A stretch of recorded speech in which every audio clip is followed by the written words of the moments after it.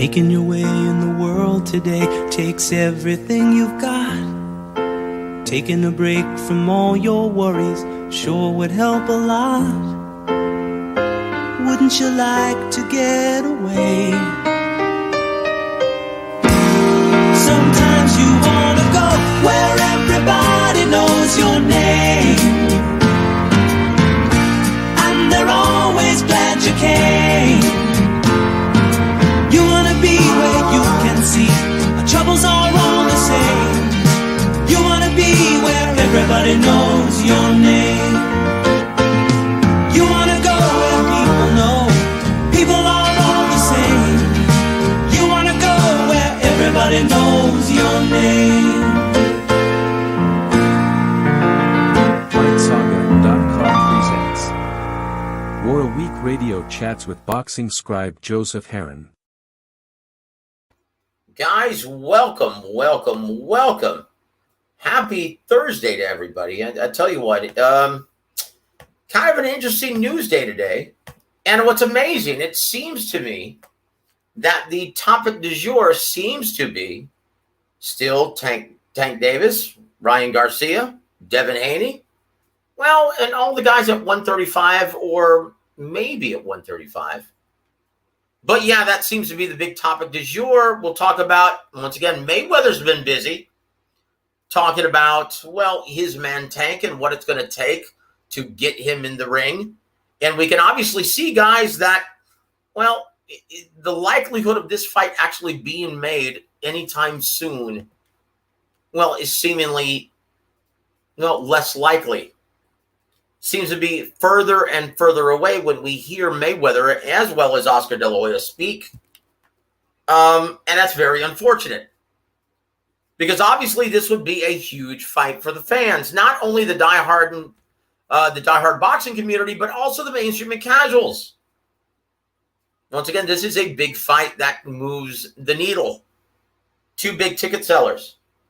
Two seemingly commercially viable fighters. Right? And all the while, well, we just saw announced today that Haney Kambosos rematch, well, is in the process of being set for October 16th at Rod Laver Arena in Melbourne, Australia. And once again, Rod Laver, former tennis player, Australian great, and that's where they hold the Australian Open every single year. We're going to talk all about that. We're also going to talk about, well, Adrian Broner's press conference with the media in attendance while laying in his bed. We're going to talk about a very humbled version of Adrian Broner. And yeah, this is very unusual, guys. I can tell you this, and I've been covering Adrian Broner for a very long time. In fact, I was one of the first with Golden Boy to give him his first mainstream interview, right? And Adrian, boys, this is a far cry from the very first Adrian I ever met. Well, actually, it's more like the first Adrian I ever met because he was very humble when I first met him. And then, well, back then he was just Adrian Broner, though. And then very quickly, once on HBO, becoming somewhat of a big star, he quickly became AB. And then the Can Man, right? With his father brushing his hair in the center of the ring. Post-fight, love it. But I tell you what, so we're going to go through that. We're going to talk about that fight as well. We're also going to talk about this weekend's festivities on ESPN. In your main event of the evening, Joet Gonzalez versus Isaac Dagbe of Ghana. Guys, this is a terrific main event. Or at least so it would seem on paper. But is it going to play out that way? That remains to be seen, guys. But yeah, that's what we're going to talk about tonight. If you guys have any other suggestions and would like to discuss something else, please let me know. Boxing Historian, thank you for joining us, my friend. How are you doing? And once again, if you'd like to join me tonight, I'm all by my lonesome. So please click on the link. We'll talk about whatever you want. But I'll tell you what, guys, tomorrow we've got a real treat for all of you guys. I've been busy trying to promote and trying to get sponsorship and just doing all the preparations for an August 6th fight card in San Antonio. and I'm going to be doing ring announcing duties for that.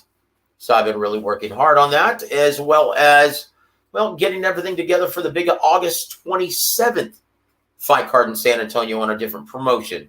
And in that one, young Bill and I are going to be doing color commentary for Boxing TV once again. But that's what we're going to be discussing, guys. And once again, if you're interested in coming on board and chatting tonight, please click the link. And we can discuss all of this great stuff. But, guys, you know, and it's funny. And I think we should all know better, right? Whenever we hear Tank Davis, or especially Ryan Garcia, talk, right? Whenever we hear him talk and call out specific fighters post-fight or even pre-fight or at any time, right? Well, we all have to take it with a grain of salt because, yeah, they're on rival networks. Like, once again, all the fighters that Ryan Garcia just called out, right? Devin Haney, Vasyl Lomachenko, Tank Davis, none of them compete on DAZN. What is the likelihood of that, any of those fights taking place this year or anytime soon? Guys, is one of the reasons why we profess wholeheartedly the business of boxing, because then you'll understand that it's very unlikely that any of these fights are going to be taking place. And guys, something my brother Frank we were talking about earlier, we're also going to be talking about, well, is this a good or bad thing?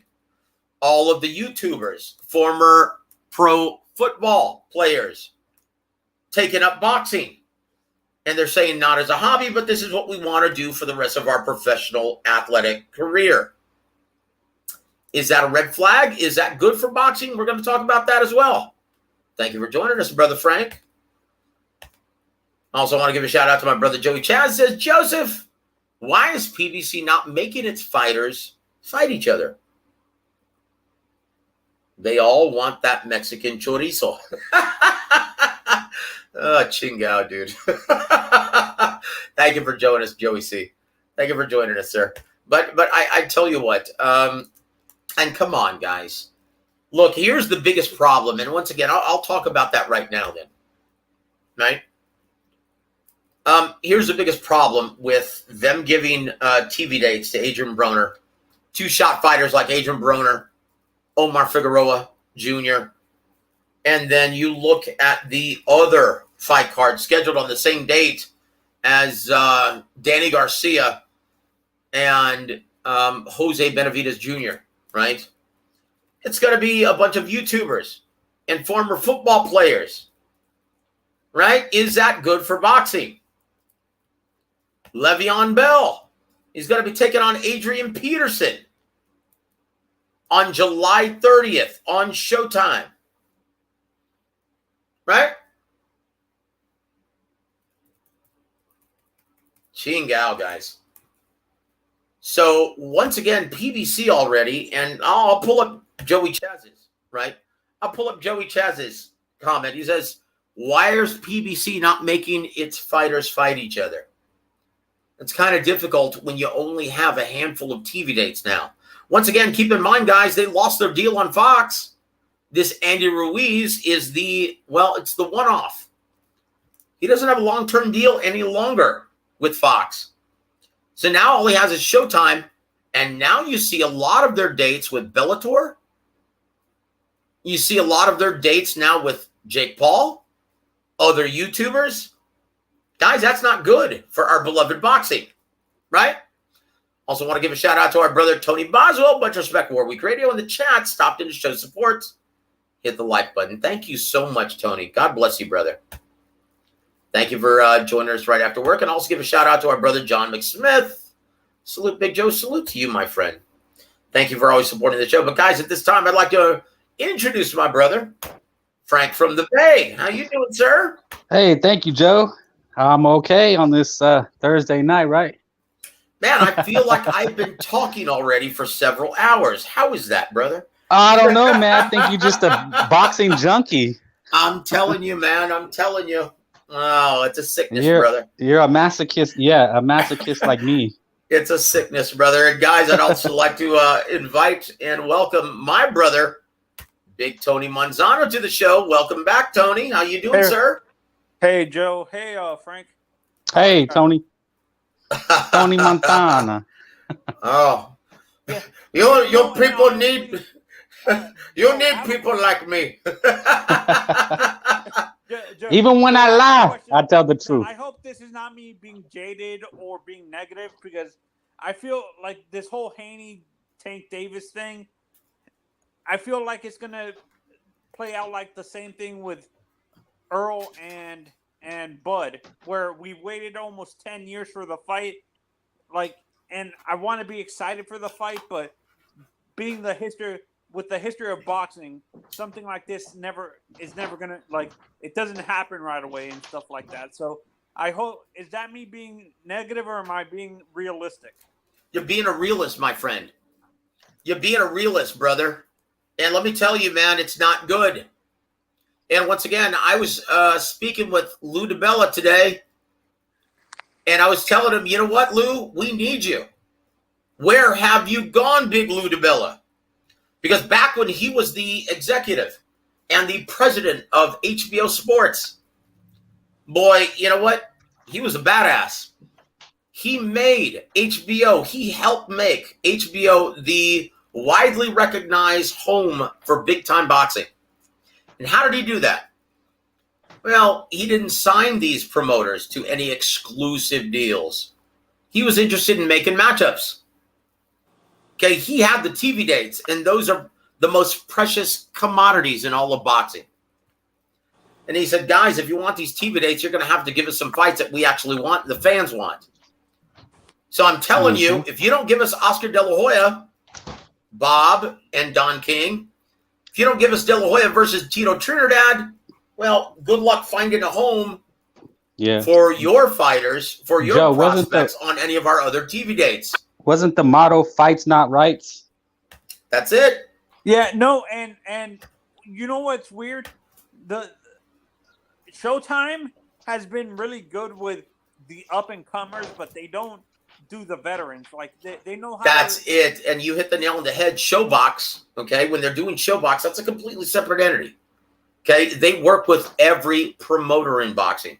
Showtime Championship Boxing, though, yeah, it doesn't. It seems that, well, they only deal with PBC fighters, Mayweather Promotions fighters, and only two I can think of that are with Cameron Duncan, and that's Gerard Boots Ennis, as well as Brandon Lee. But that's it. They don't work with any other promoters, and that's the problem. You're looking at guys on ESPN, DAZN, and Showtime, 3 farm systems. You're looking at farm systems, guys. These promoters are having their way with these network executives and basically saying, well, we're going to give you the best fights possible. Mm-hmm. But these guys don't know shit about boxing. They're basically doing the bidding of guys like Bob Arum, guys like Al Heyman, guys like Eddie Hearn, and guys like Oscar De La Hoya.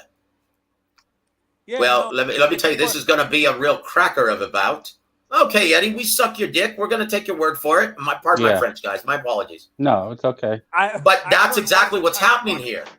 I'm sorry, Tony, as you were, sir. And I'm sorry, is there any chance you could possibly turn up your mic, sir?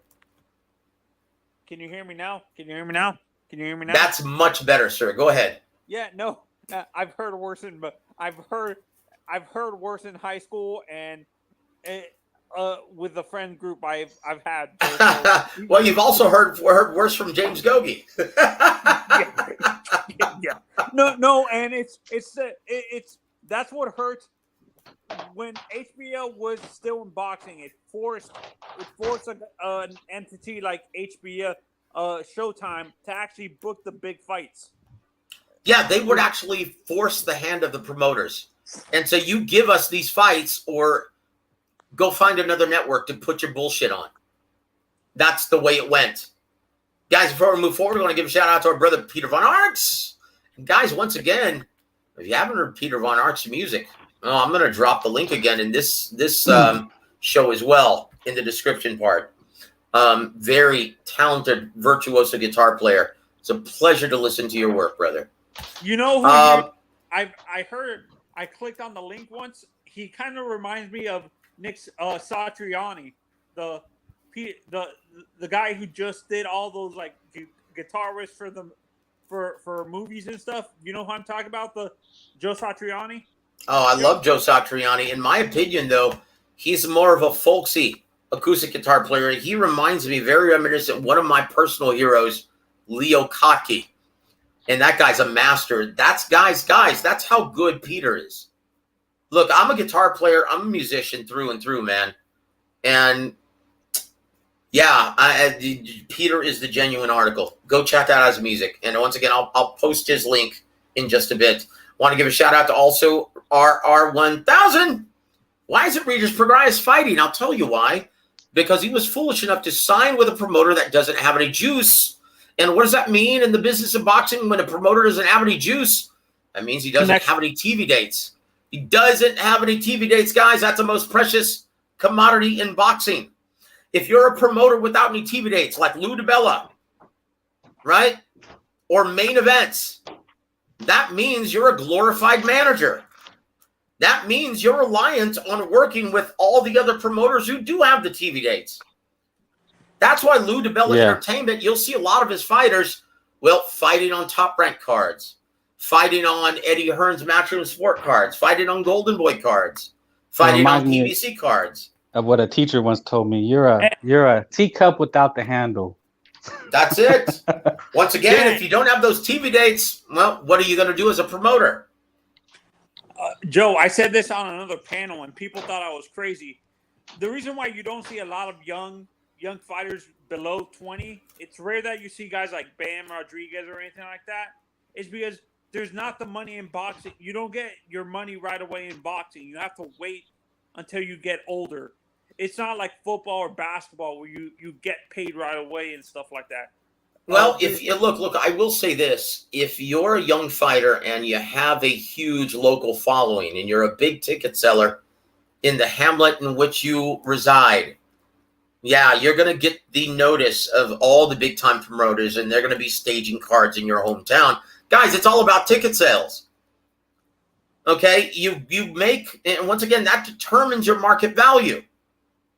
Your ticket sales, your ability to draw ratings. If you do have a broadcast company that wants to pay the promoter a licensing fee, okay, that determines your market value in this business. Yeah, Joe, a good example of that is the Gabe Flores guy who's going to be fighting on Friday Night Fights, and people are talking about him because he was a ticket seller in, what was it, Fresno?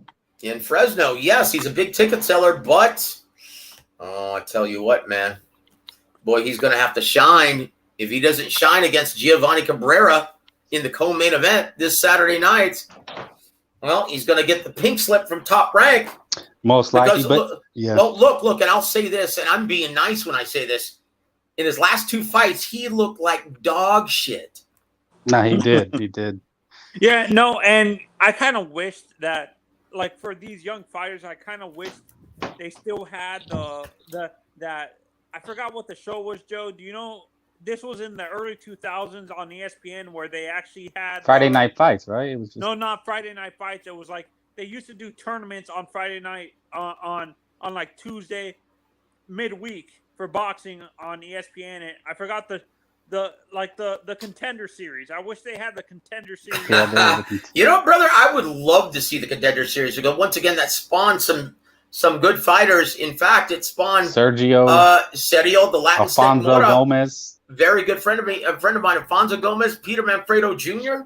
Oh yeah, Brian Vetta from Austin, Texas. I also bring up a guy no one talks about anymore. Oh my God. Hey Manfredo got a few HBO dates. Grady Brewer, also K9 Bundridge. Oh, I mean, look, there are a lot of excellent, serviceable, entertaining fighters.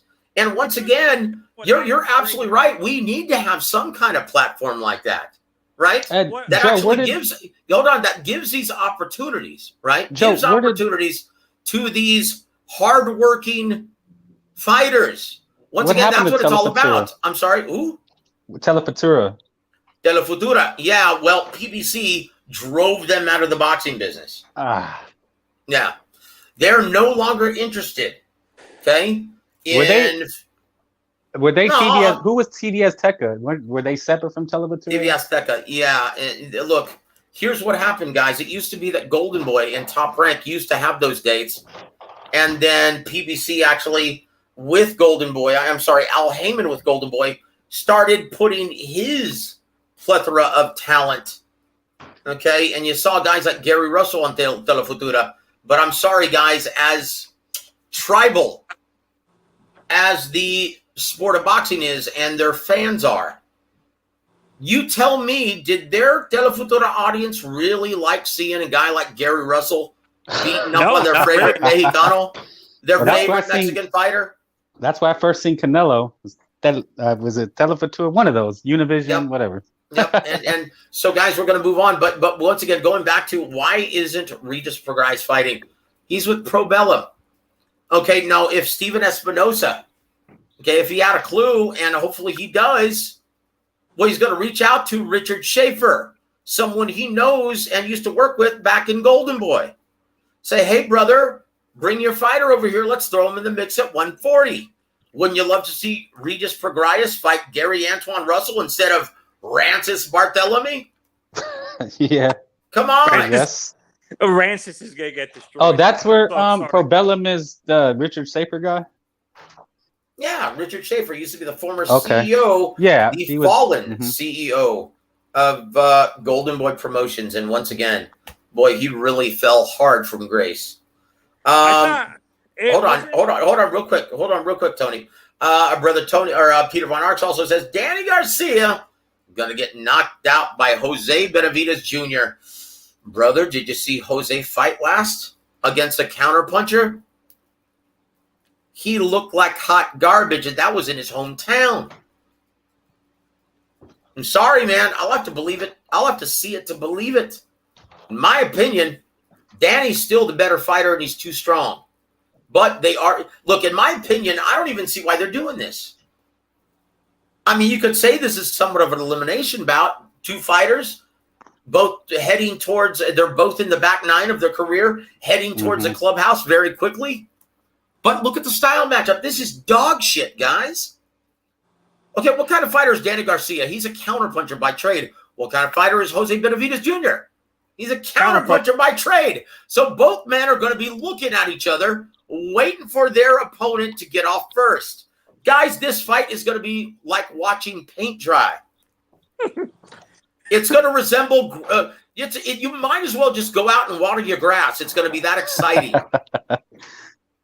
It would be kind of like watching, for me, it would be kind of watching Floyd versus Crawford. Don't say that. Oh, boo.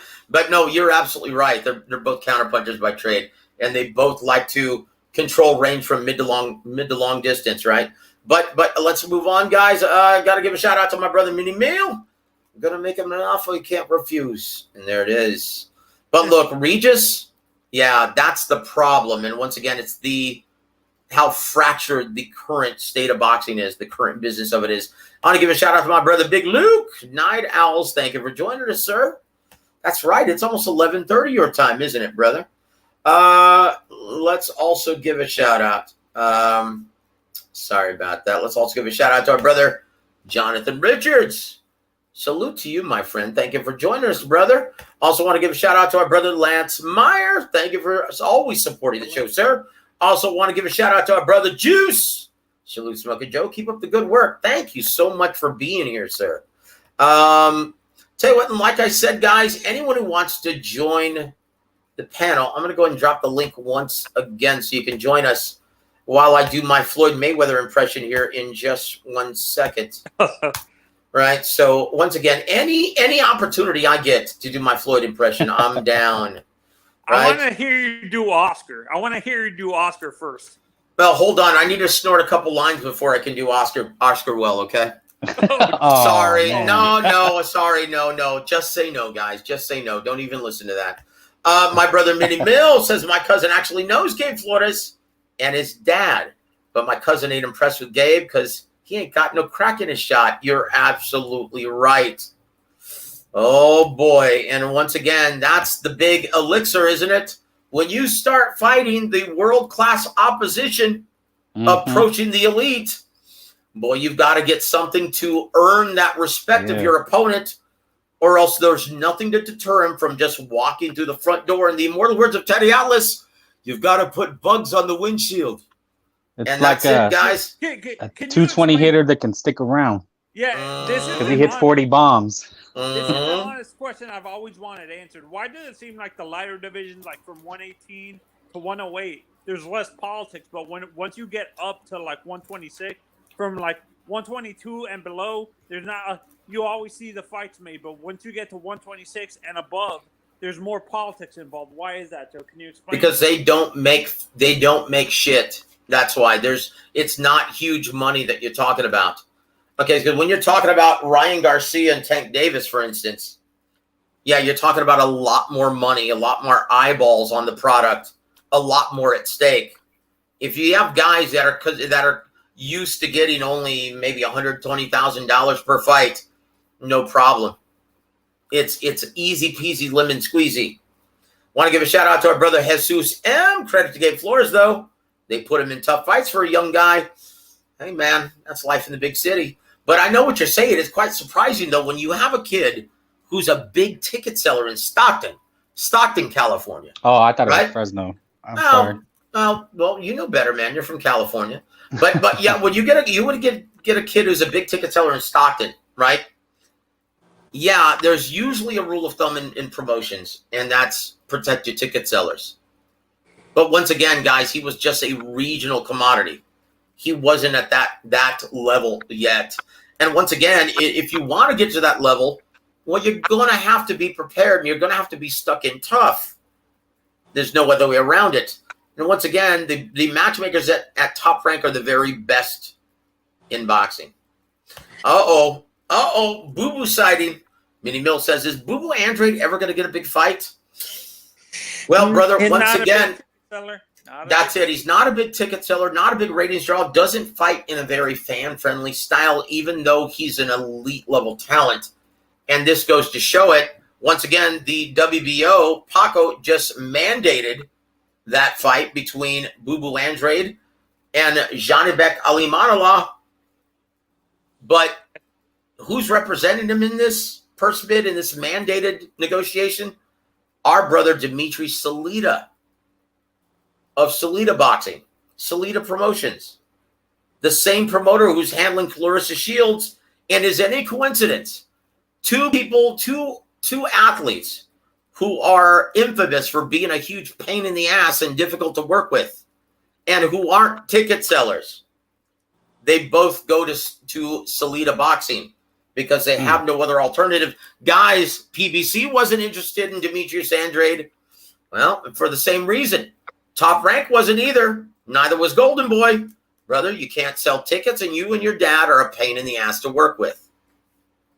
And I can't believe I'm saying this. That's what's going to hurt Ryan too. He's going to have he's going to have that. I know his skills demand him being a pain in the ass, but that's what's going to hurt Ryan in the heart. No. As long as he can sell tickets, you can be the biggest pain in the ass in the world, and promoters and networks are going to put up with it.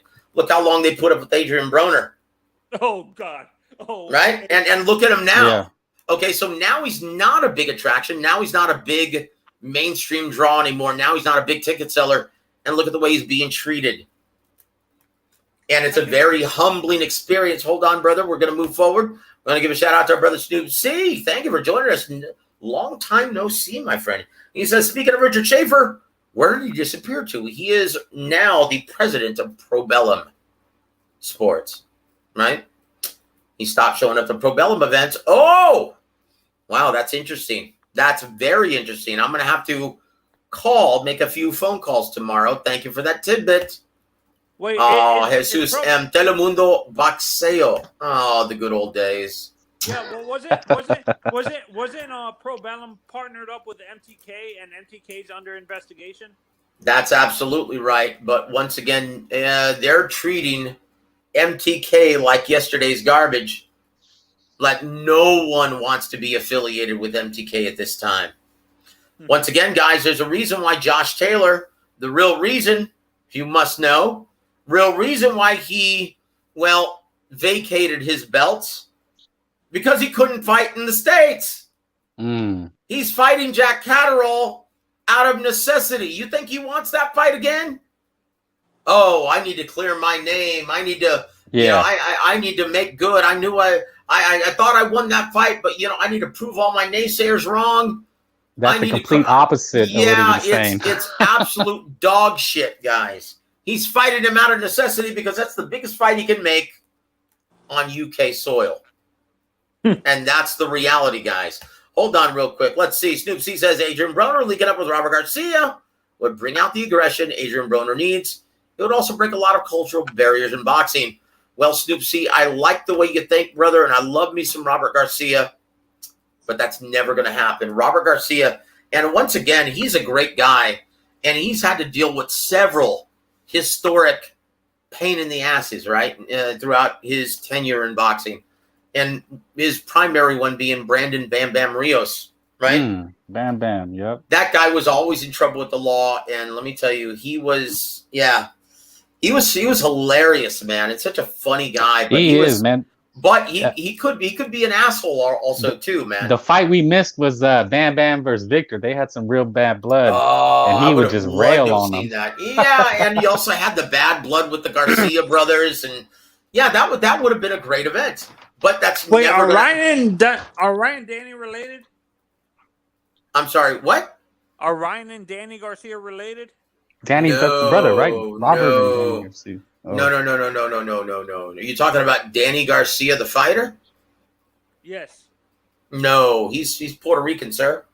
Oh, he's of Puerto Rican descent. Oh, Mikey is Robert's brother. Yeah, they're an entire family. Danny Garcia would train Victor. I guess there was a split there, and the dad trained Fernando. But you know more, Joseph, than me. So. Yeah. Well, what happened to we brought up Grady Brewer. He disappeared from boxing. What happened to him? What happened? Well, no. He was a spoiler. He pulled off some upsets of some prospects coming up. But hold on. Let's see this. Snoop C says Mikey Garcia and Ryan Garcia share the same attorney, Lupe Valencia. Yes, they do. Don't be surprised if you see Ryan versus Mikey before a tank fight. Mikey will come back for the right pile of cash, unfortunately, Snoop. And once again, I love the way you think. But let me tell you, there isn't enough money, right, to bring Mikey Garcia back. Once again, that's a reason why he was retiring. Nobody wants to work with him. His price tag is way too high. After making $7 million for Errol Spence and then $7 million for Jesse Vargas and then a few million for a guy like Sandor Martin to fight Ryan Garcia, he would want somewhere around that same ballpark, 7 or 8 million, and that's not going to happen. He's not a huge attraction, not a big ticket seller. Okay? But I tell you what, I would love to see that fight. Jesus M says, Joe, Tank versus Ryan, big fight, even though both have no belts. And that's a very good point. Thank you for bringing that up. Because the belts don't effing matter. They don't matter. I agree. Look, no. It just, when you consider the business of boxing, right? I'm sorry, but right now, a much bigger, something that if you ask any fighter, what would you rather have? What would you rather be, a big gate attraction, or would you rather be the world champion in your division? Money. 99 times out of 100, they're going to say, yeah, we'd much rather be the big pay-per-view attraction. Mm-hmm. We'd rather be the big ticket seller, the big ratings draw. Those are much rarer in this sport than just being a world champion. I mean, come on. We're in the 4-belt era, people. And then you've got gold belts, Reggie belts, intercontinental titles. It's complete. When I first got interested in this sport, it used to mean something to become world champion. And no offense, guys, because we're going to be talking to Mario Varrios' head trainer tomorrow on the show. I just let the cat out of the bag. A very dear friend of mine was a co-trainer with Virgil Hunter. His name is Ricky Nunez. He's also a promoter, great guy, and he's promoting the event in San Antonio on August 6th. But look at Mario Vargas, and they had this big, what to do, this big ceremony for all of the champions in San Antonio. They had Roberto El Piquín Quiroga's former trainer, Joe Lopez, because unfortunately El Piquín has passed away. He was murdered at a nightclub in San Antonio several decades ago. And then they had John Michael Johnson, right, who beat Junior Jones, right, to become the IBF. Right, Junior Jones. Yep. Champion, legitimate world champion once again. And then you had Jesse James Leha, who beat the great Hall of Fame badass Azuma Nelson to become world champion. So let me ask you, Frank and Tony. Yeah. Who did Mario Vargas beat to become a world champion? I can't remember. Jeez. And you know why you can't remember? Because he's not a freaking world champion. Okay, and once again, they had Josh Franco there. Great guy. Now, once again, this is before Bam won a legitimate world title, right? His brother. So they had Josh Franco there with the WBA title, right? He was considered a world champion. Who the hell did he beat to become a world champion?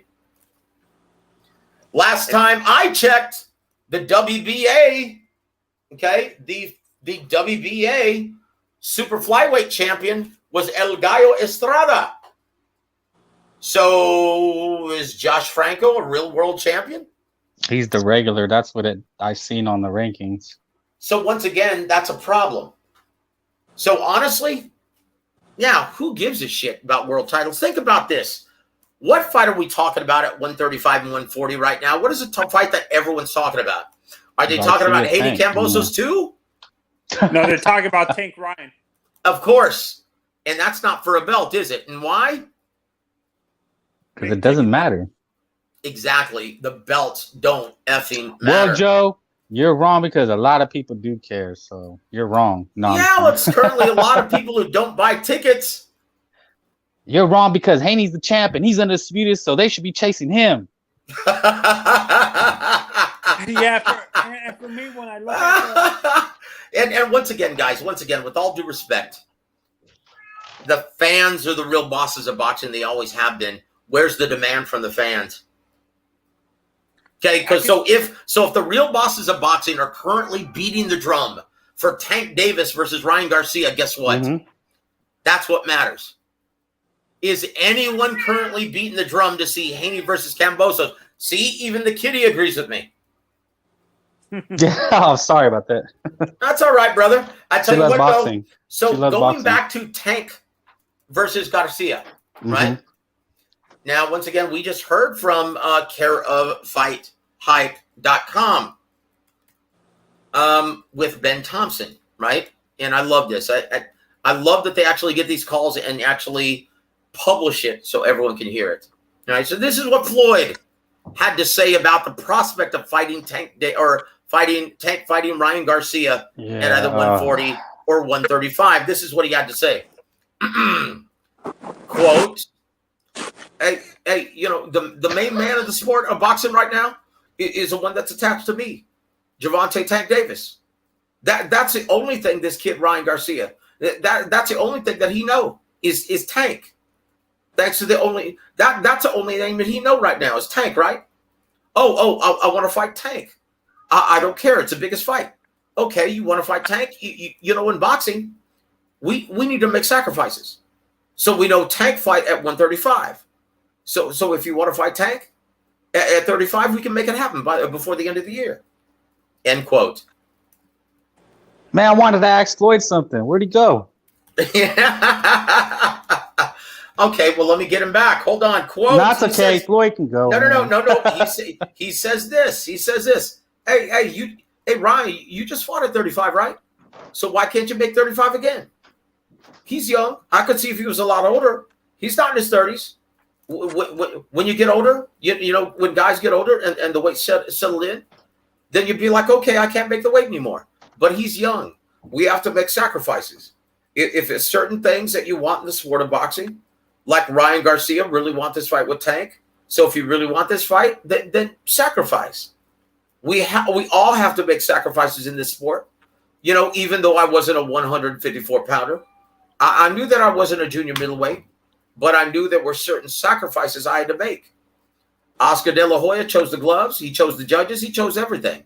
The weight class, he chose everything. I knew I was a better fighter. I felt I was a better fighter, and I showed y'all that I was. So guess what I did? I made the sacrifices. So if you feel like you can beat Tank, Ryan, and you the better fighter, then guess what? Make the sacrifices. You just fought at 35. We can make the fight in 90 days if you want. Whatever you want to do. Hey, but let me just tell you, they're going to get smoked. End quote. For me, I feel that for me that feels like Floyd's ego getting in the way because he's forcing Ryan maybe to make a weight set that's not healthy for him. I don't understand why these old fighters feel they have to make a comment on a young fighter saying he should be staying out of weight to fight in a division that he's not comfortable in right now. Like, that makes no sense to me. It's like people wanting Teal to fight at 135 when it's clear that he it's not healthy for him to even make that weight. So Floyd should keep his mouth shut when it comes to that type of thing, to be honest. Well, look, basically what Floyd is telling you, okay, this is what Floyd is telling you. Okay, this fight's not going to happen. Not anytime soon. Mm-hmm. As long as Gervonta Davis can still campaign at 135, this fight's not going to happen. Okay, because I told you guys this in the last fight. And I told you guys this before the fight with Javier Fortuna. Ryan Garcia can no longer make 135 pounds. I told you guys this when he was fighting Emmanuel Tego, and I saw him at the gym. Okay, the day before the weigh-in, he was still at 143, having to make a 139 weight limit, right? Okay, that was the day before the fight. There's no way in Hades he can make 135 any longer, guys. So unless they meet in the middle, this fight isn't happening. And guess what? It's not going to happen. And here's why. There's no incentive. Gervonta Davis is still doing fine, making money. You know how much he made in his last fight? $7 million? No, not that much. Okay, he was reported making $1.5 million, okay, to the State Athletic Commission in California. But how much, or in New York, rather, New York State Athletic Commission.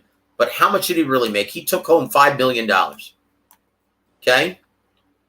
Took home $5 million. Now, with the back end residual. So once again, if he's making $5 million fighting a guy like Rolly Romero, there's really no incentive for him to fight Ryan Garcia. He's doing fine, making a lot of money fighting a special, quote-unquote, fighter, right? Like Rolly Romero. And I'm talking short bus special, people. Okay? Now, once again, and that's the same thing with Ryan.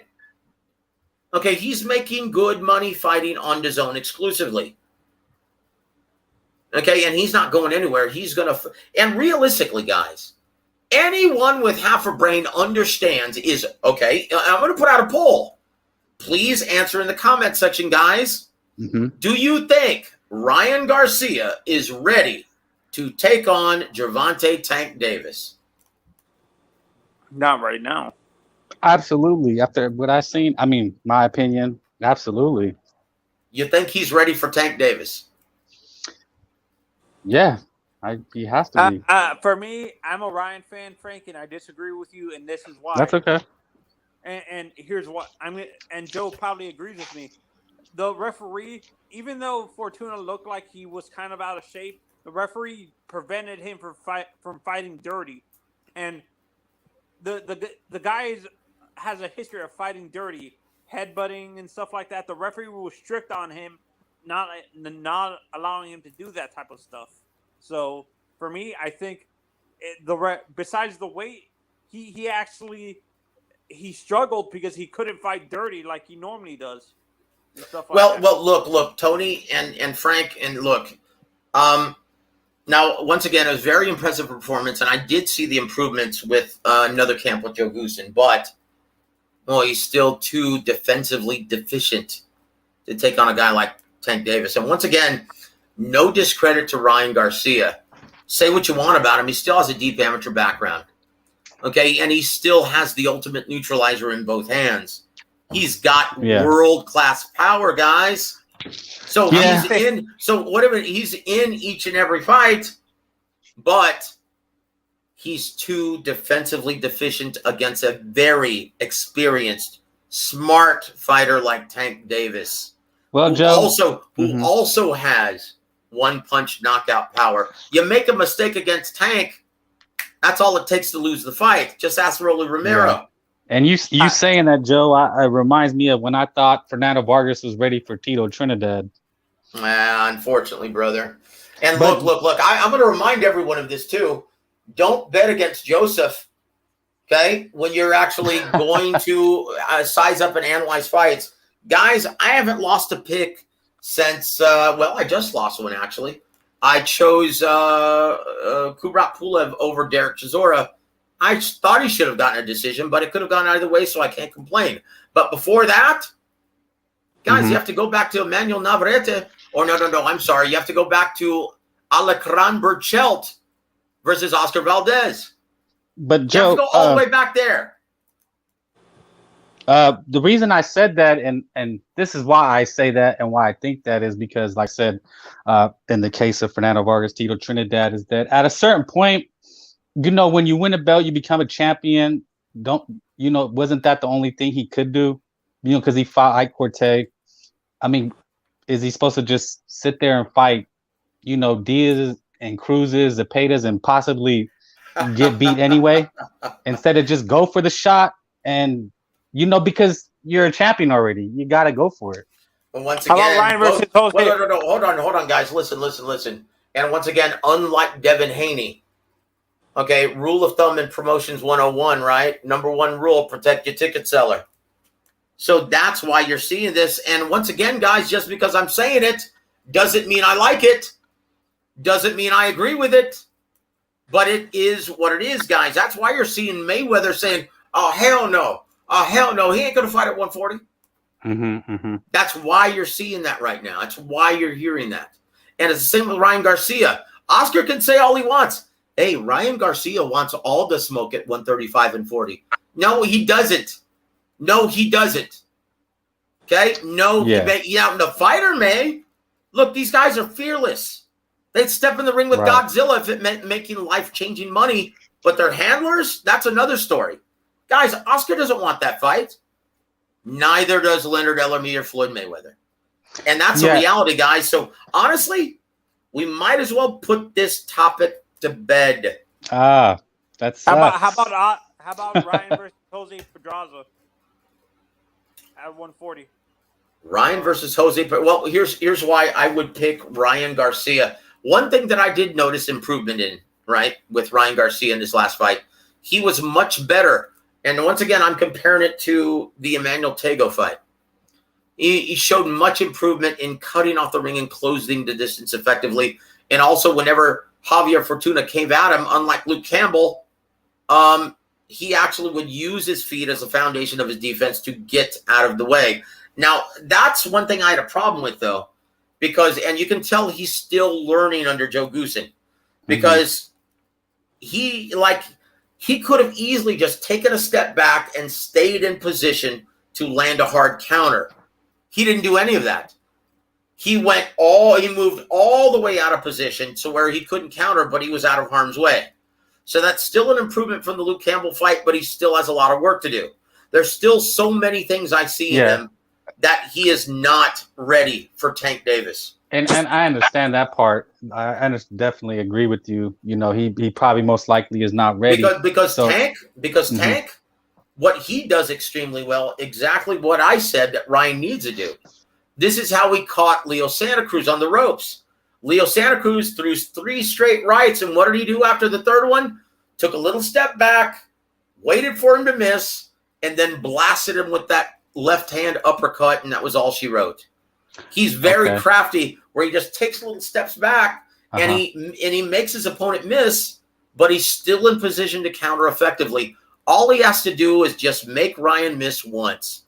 And that's it. The issue with, for me, the issue, I can't believe I'm saying this. Ryan knows how to use his height correctly. So I think Ryan can actually like lean back and stuff to make Tank miss and stuff like that. See, that's the thing, right? There you See, go. hold on, right? See, that's the problem, though. He didn't do that in his last fight. He used his footwork as the foundation of his defense and moved all the way out of range. Okay? And once again, you're not going to get hit, but you're not going to be in position to counter effectively. And once again, that's a product of him still learning on the job, learning the Joe Goosen philosophy. He needs, in my opinion, at least two or three more fights before he takes on a guy like Tank or Teofimo Lopez. Now, Devin Haney, on the other hand, that's a different story. I was going to ask you, Joe, is since you feel he's not ready for Tank Davis, what do you think without him going backwards would be a suitable fight for the fans and a good measuring stick? Well, once again, in a perfect world, we're just looking at the names without the different promotions. In a perfect world, you say, okay, if he could beat this guy, then he's ready for Tank. Well, let me tell you why no one outside of the top-ranked stable is going to be fighting Devin Haney anytime soon. Because he's considered by everyone else to be too much risk for the reward. Guys, keep in mind, okay, Haney may not be the hardest puncher in the division. He may not have the best durability or chin in the division. But guys, that's a difficult style matchup for anyone. He is among the best in boxing at controlling range with the intelligent jab, with his brilliant footwork, right? I can see him giving fits all day to Ryan Garcia, but guess what? Ryan has that ultimate neutralizer. I can see him losing 5 or 6 rounds consecutively and then landing a big left hook, and then that's all she wrote. Yeah, if Linares can do it. Guys, Ryan Garcia, look, say what you want about him, but he's no joke. Okay, there's a reason why so many guys within the industry are very high on Ryan Garcia. Not only are they looking at his ability to attract fans, but they're also looking at his natural gifts in the ring. You know, you may be deficient in a lot of areas in boxing, but if you have that natural neutralizer, that gift of that sledgehammer of a left hand that he has, boy, that can take you far in the sport of boxing, guys.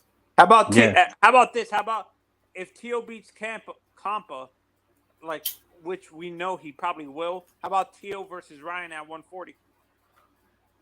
I would love to see that fight. And honestly, you know what? Teofimo is so blessed with brilliant reflexes, brilliant athleticism, right?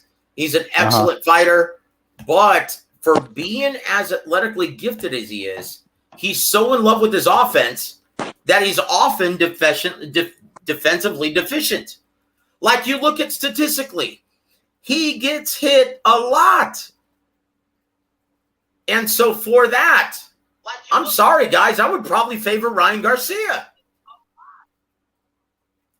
Ooh. Yeah. That's a great fight, though. That's a great fight. I favor Teo because Teo's a little bit bigger, in my honest opinion. Teo looks like he's a welterweight, honestly. You mean to tell me, though, Ryan didn't look like a welterweight when he fought Javier Fortuna? Yeah, he did, but what I'm saying... I guarantee you on the night of the fight, he came in close to 160. Guarantee Ryan's a big guy. He's 5'10". Okay, he's taller, wider. Okay, and he arguably punches harder than Teofimo Lopez. But look, Teofimo can crack too, and he's a much more skilled technician in the ring. But he's so in love with his offense, and he's arrogant. It makes him arrogant. That allows him to be hit. And all it takes is one left hook from Ryan Garcia, and it's over. Guys, he's got the ultimate. He's got special power. There's only a couple of fighters in boxing that has that kind of neutralizer. Artur Beterbiev, Gennady Golovkin. Guys, I hate to tell you this, and I know Ryan detractors don't want to hear this, Ryan's got that same ability. I have Once again, you could be winning the fight, 6-7 rounds up on the scorecards, and all of a sudden, boom, it's over. Well, I wasn't too high on Ryan either, but I rewatched some of his fights, and I rewatched the Campbell fight, and he dropped him with that left hook to the body, and I just watched it over and over. I said, he's got pop because that guy just went down, and he's a quality fighter. I have one more fighter that you forgot to bring up, Joseph. What's up, brother? Subriel Matias is like that too. Oh gosh, Subriel Matias. I'm very high on that guy. There are a lot of fighters at 140, guys. And once again, Ching Gao, guys. I'm going to rattle off, the current guys, the current badasses, right? Let me just pull this up real quick, and I'll give you the top 15, right? At 140. It's ridiculous. Okay, it's ridiculous. Here, let me just rattle this off. Oh shoot, hold on. Guys, I don't like the new. Hold on. I don't know if I like the new box rec. Can I give you a better site if you don't mind? Hold on, guys. Okay, so here it is. Top 15 at 140 pounds, right? Richardson Hitchens. Okay, Victor Postal, Jose Pedraza, Ermias Ponce, Montana Love, Subriel Matias, Arnold Barbosa Jr., Gary Antoine Russell, Ryan Garcia, Jose Zepeda, Regis Prograis, Sando Martin, Jack Catterall, Jose Ramirez, and Josh Taylor.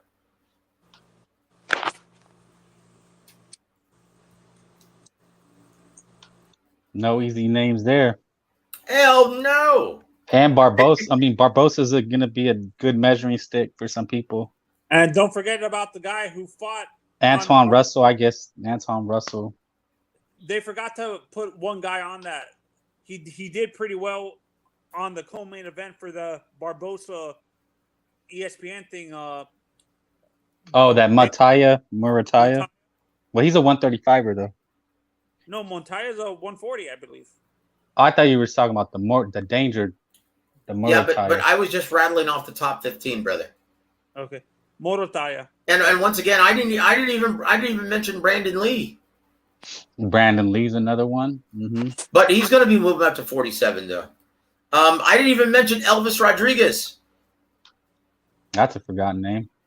Wait, is my God, the young Cuban kid? I forgot his name now.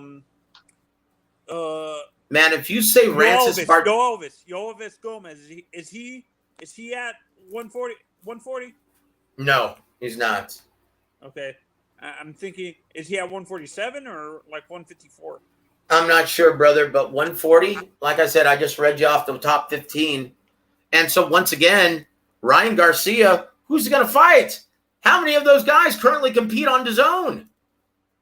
That's a problem, guys. That's a big, big problem. Once again, you may see Ryan Garcia iced out of contention against all the top fighters at 140. And he's in a real predicament because he can't compete at 35 any longer. Who do they have at Matchroom Sport or Golden Boy Promotions at 140? Nobody. That's a real problem, guys. That's a real problem. It's going to benefit Ryan to leave. I can't believe I'm saying this. I'm a big Ryan fan. I think he should leave Golden Boy and go to like Matt. What is it called? Either Al or Bob, and stuff like that. Yeah, he needs to sign with Top Ranker Al Heyman. But hold on, I'm going to go to my brother Juice here. He says Lance Pugmire interviewed Bob Arum on Pug's Corner podcast, where Bob said, down the road, probably next year, the fight that everyone would die to see is Shakur Stevenson versus Vasyl Lomachenko. Both guys want that fight. Let's see how he does at 35 first. I mean, come on. Like, honestly, look, who's he fighting in Jersey coming up? He's fighting the kid from Brazil, right? Conceição. Yeah, Conceição. Right? Robson Conceição. That's another shit matchup, guys. Both guys are very skilled. Both guys are very good at controlling range from mid to long range, right? Both guys have good jabs. Both guys are counterpunchers by trade. Guys, this is going to be like watching paint dry, man. And It's going to be like watching grass grow, brother, in the middle of summer. Right. It's a snoozer. I think Navarrete needs to move up to 130 now, honestly, to fight Shakur. Yeah. Yeah, I tell you what, guys. Honestly, it's I can't stand this version of boxing. And once again, guys, thank you. Not to be full of piss and vinegar, right? Because look, when you look at the schedule, though, we've seen so many great fights this year. Since actually COVID, since the pandemic was officially deemed over, right? And everyone's still catching COVID, so I don't know what that means. But since the world went back to normal and we started getting crowds again, guys, boxing's been on fire. We've seen one great fight after another, and we've been spoiled. So we look at the schedule until August, we're like, oh my gosh, this is terrible. No, it's not terrible. We've just been spoiled. We've got a great fight coming up this Saturday night. Once again, in the main event, Joet Gonzalez versus Isaac Dagbe from Ghana. This is going to be a barn burner. So who do you guys like? Joet. Well, I'll just go with Gonzalez. Dagbe, I didn't really see anything. He's not. He was looking impressive, and then I watched a couple fights, and I think he's going to be a retread. Isaac Dagbe? Yeah. Honestly, well, he is getting long in the tooth. That's and he's been through some. Well, I tell you what's interesting. He seemed to really bounce back very well from that beating at the hands of Emmanuel Navarrete. But yeah, he's not the same moving up to 126, is he? No, that's why I'm saying. I mean, I'll be honest. I'm more of a pessimist when it comes to this boxing stuff. When the last image that I see is like what sticks in my head, you know. Well, this is all you have to know, right? His last two fights, okay, at 126, Adam Lopez and Christopher Diaz, two majority decisions, two fights that could have easily gone either way, right? Guys, that's all you have to know. Joet Gonzalez is the fresher man, even though he's got two losses, one to Shakur, one to Emmanuel Navarrete as well. But he's the fresher, naturally bigger man. He's got the better jab, stronger guy. Joet, guys, is going to put a beating on Isaac Dagbe and get possibly a mid to late round stoppage. But because of the style matchup, boy, it's going to be so much fun as long as it lasts. Do you guys think the Navarrete versus Lara fight happens, Joseph? What? Mauricio Lara versus Navarrete. Oh, Mauricio Lara. You know what? Honestly, I'd much rather see, and I don't even know why Bob Arum isn't talking about this. Like, why would you make Robson Conceição? Emmanuel Navarrete has no problem moving up to 130. Look, put together Shakur Stevenson versus Emmanuel Navarrete. That's a much better fight, much better style matchup. And because of Emmanuel Navarrete's style and his fearless aggression and his odd angles in which he punches, yeah, man, he's going to give Shakur some problems stylistically. In my opinion, that's the best fight you can make right now at 130.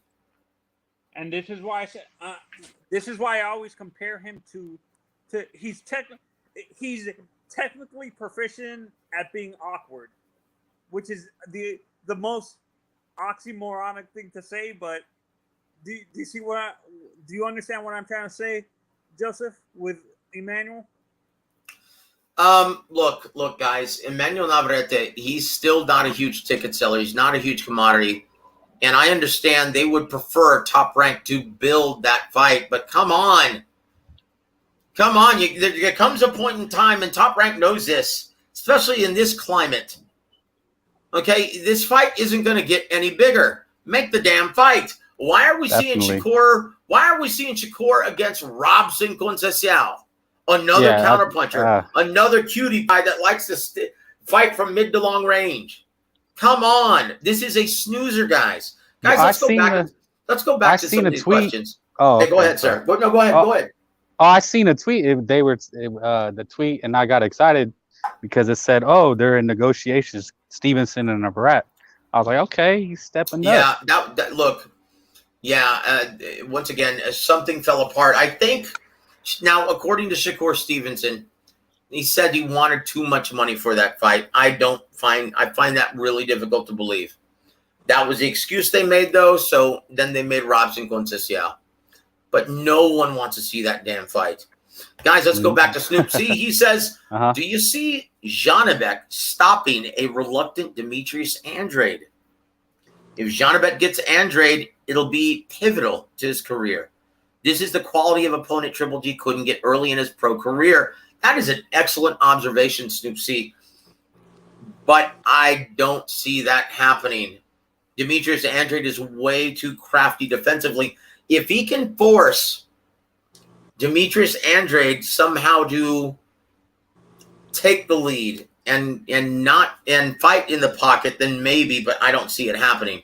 I see Demetrius Andrade actually doing what he does, trying to use the entire ring, forcing Janibek to take the lead, and trying to get him to walk into something. It's going to be a very tactical chess match. And honestly, as sharp as Janibek looked in his last fight, yeah, I don't see anyone beating him at 160 right now. He is that sharp, that crisp, that good. Deep amateur background. This is why Top Rank Boxing, that's why Top Rank Inc. is moving him and accelerating him this quickly. Because he can. He's got that deep amateur background, and he is sharp as a blade, guys. I was very impressed with them. He performs. He puts on a show. Yep. Hey, thank you, Juice. I appreciate it, brother. I tell you what, want to give a shout out to my brother Ray. Thank you for joining the show, sir. Hold on, let's go. Let's see. Yeah, the Demetrius Andre thing, Joe. Yes, sir.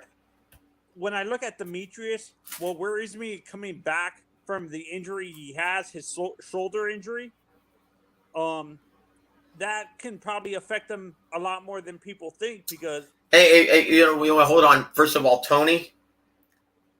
Now I'm going to ask you in all seriousness, brother. And from what if I'm asking you the question, I already know the answer, and you already know the answer. Do you really believe in your heart of hearts that Demetrius Andrade had a genuine injury? Or was he merely getting out of his final fight in his contract because he was just making pennies to what he was making before fighting a real stud like Zach Parker?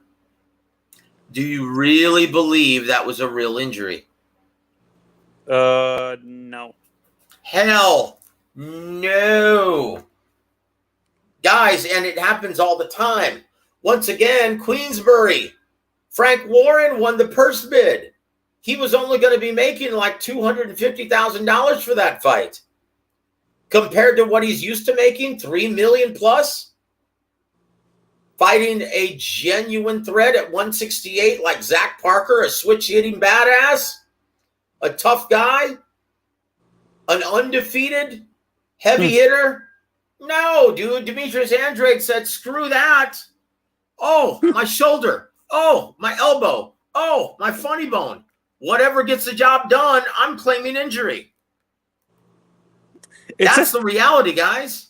And I said this, Joe. It was funny when he was calling out guys. Did you hear? This is before the Zach Parker fight happened, Frank and Joseph. Did you hear all the bullcrap he was talking? He was calling out Benavidez and Morrell, saying they're over. Yeah, look, guys, and I really feel for Demetrius Andrade. But once again, guys, and we talked about this recently, Frank. In the business of boxing, for all intents and purposes, guys, remember these gentlemen are business partners. There is no genuine bad blood. That's very rare. All of these guys know each other. They all respect each other. They need each other. Okay. Yeah, that's right. They're business partners. But if a guy like Canelo, if a guy like Benavidez doesn't like you personally, do you really think he wants you to make money on his expense, at his expense? No. Hell no, guys. This is why no one wants to work with Demetrius Andrade. Well, first of all, He's a product of receiving inflated purses. His demands are way too high above his realistic market value.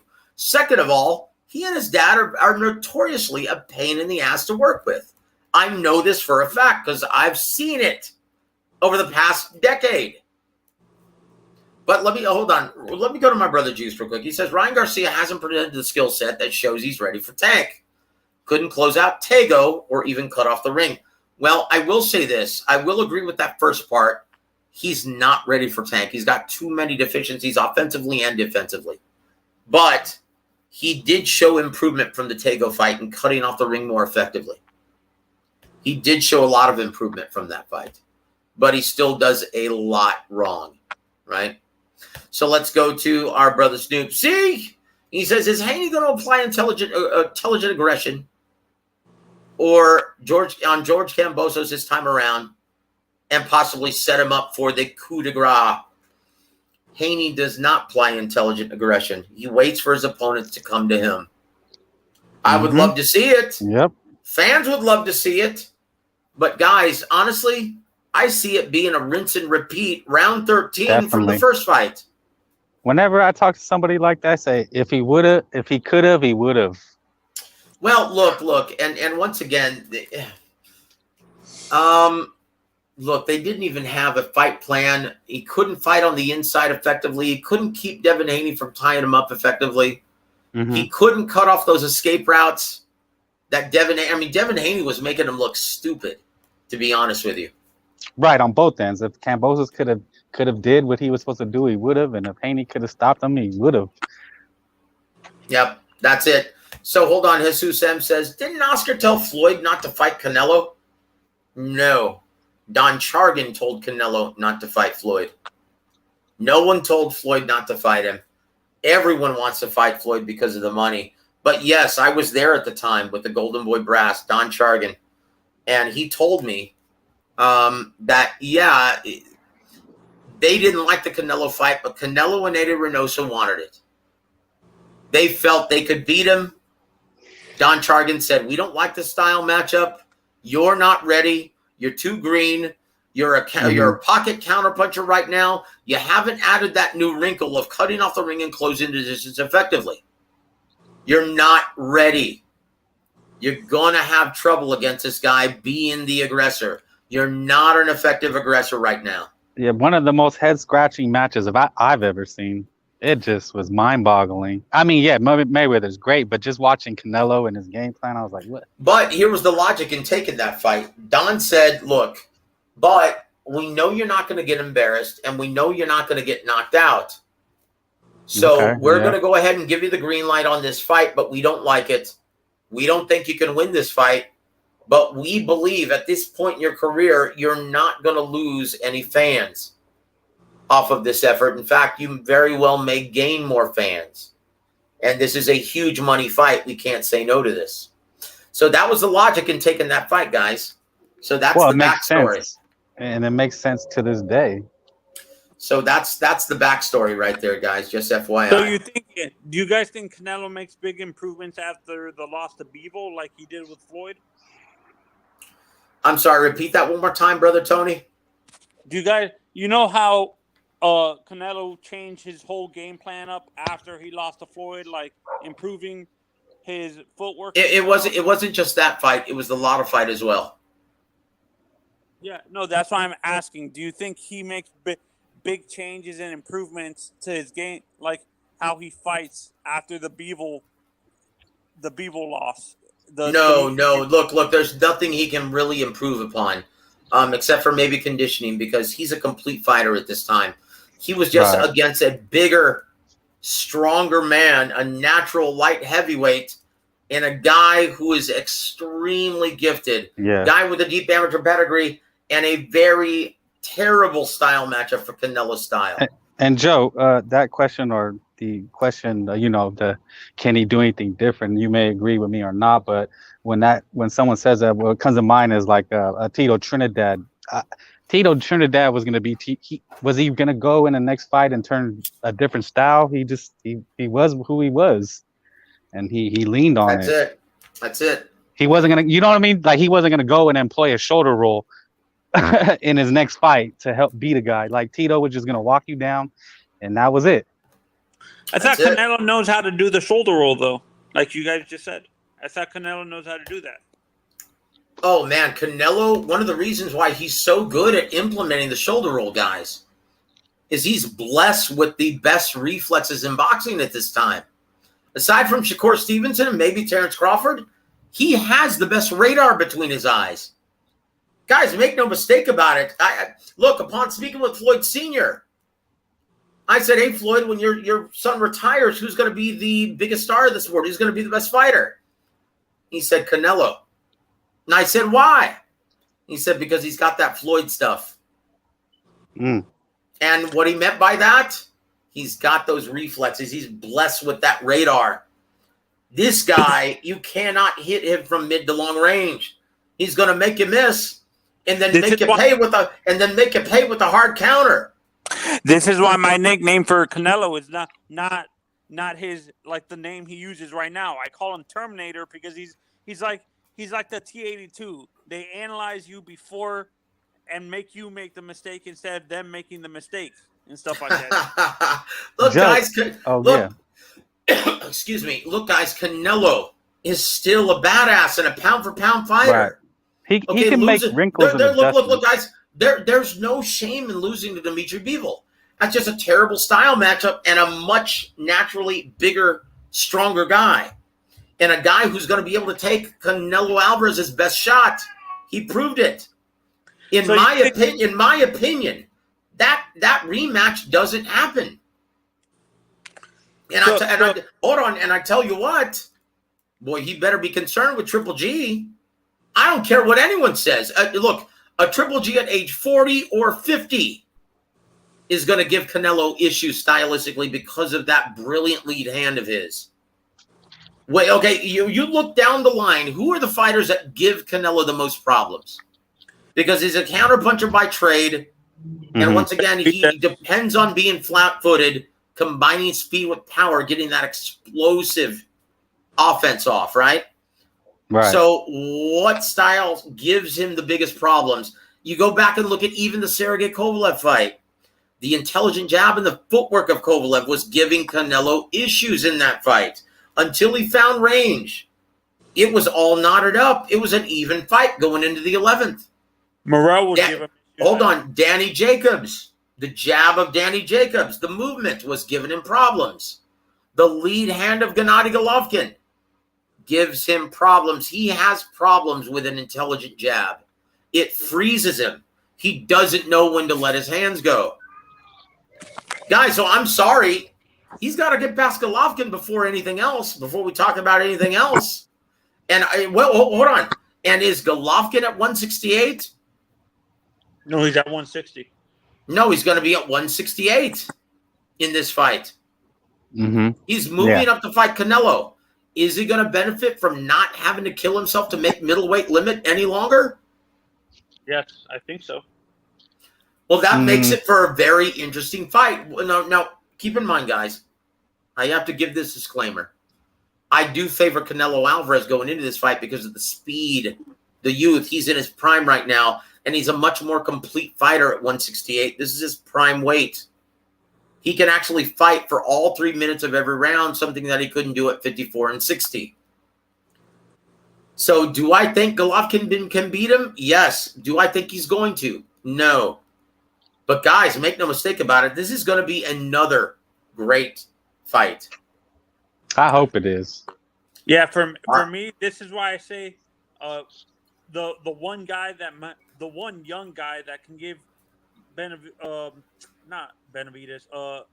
the serious issues because he has that intelligent jab you're talking about is David Morrell. Morrell might be the one to give him serious issues.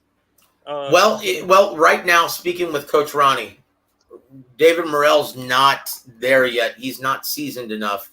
He's a little too raw. And, he's got the power.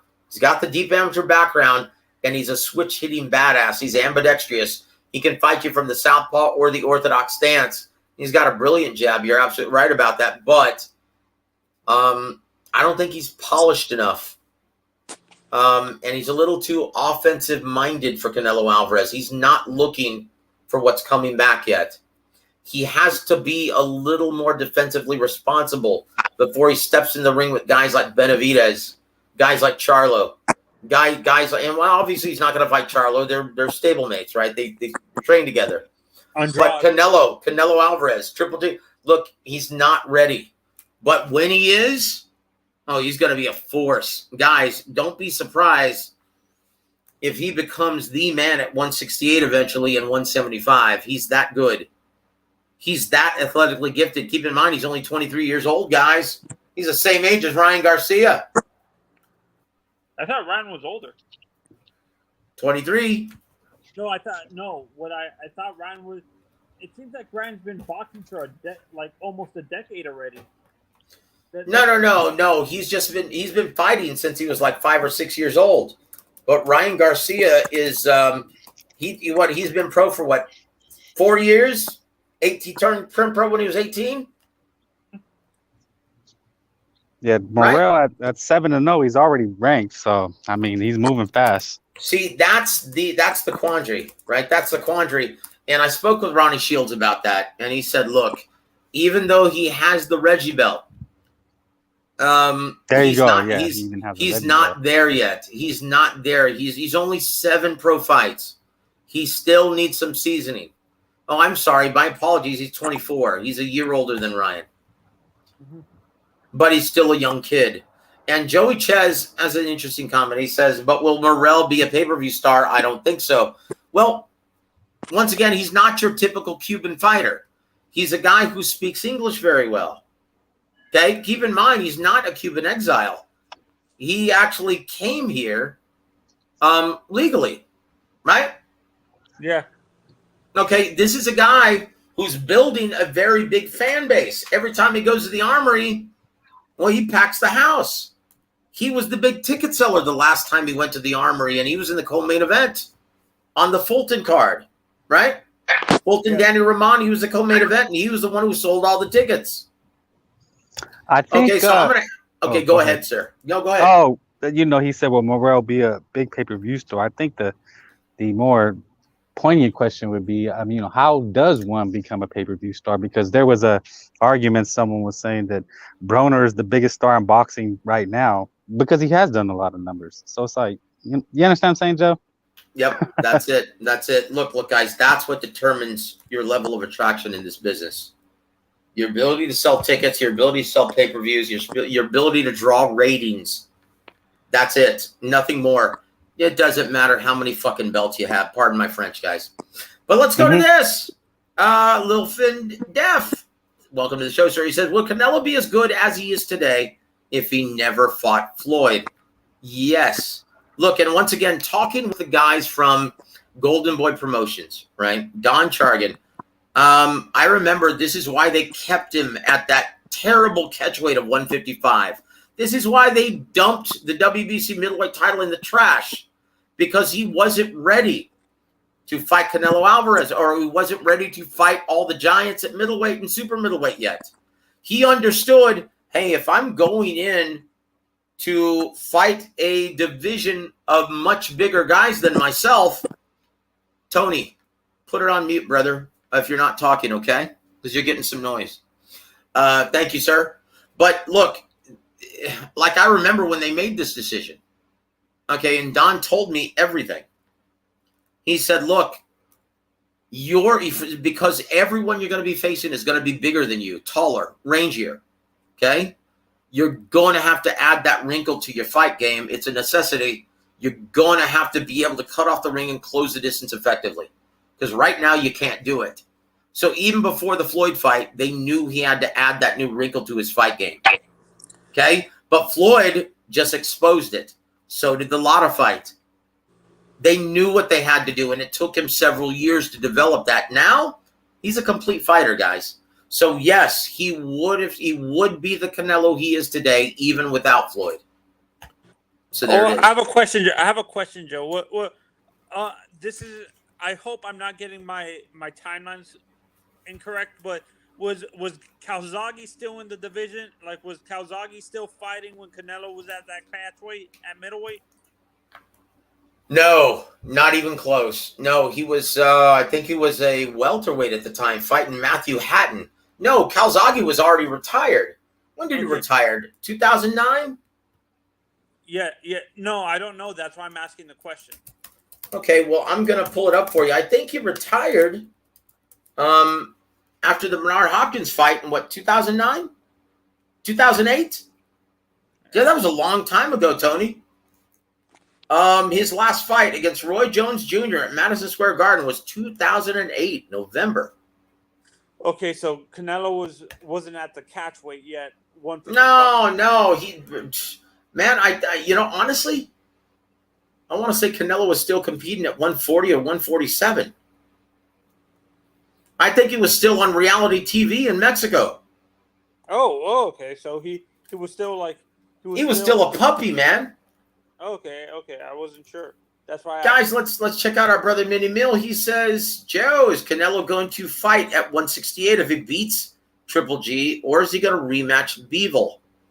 Guys, look, make no mistake about this. He may talk just for the benefit of his fans and for pride purposes, but he's not going to rematch Bivol. He'd be a damn fool to. Yeah. Like, come on. It's like in the immortal words of Rocky and Apollo Creed. Oh, he's all wrong for us, baby. We don't need this guy. He's all wrong for us. That's it. Mm-hmm. Okay, so if I'm advising Canelo, stay far away from 175.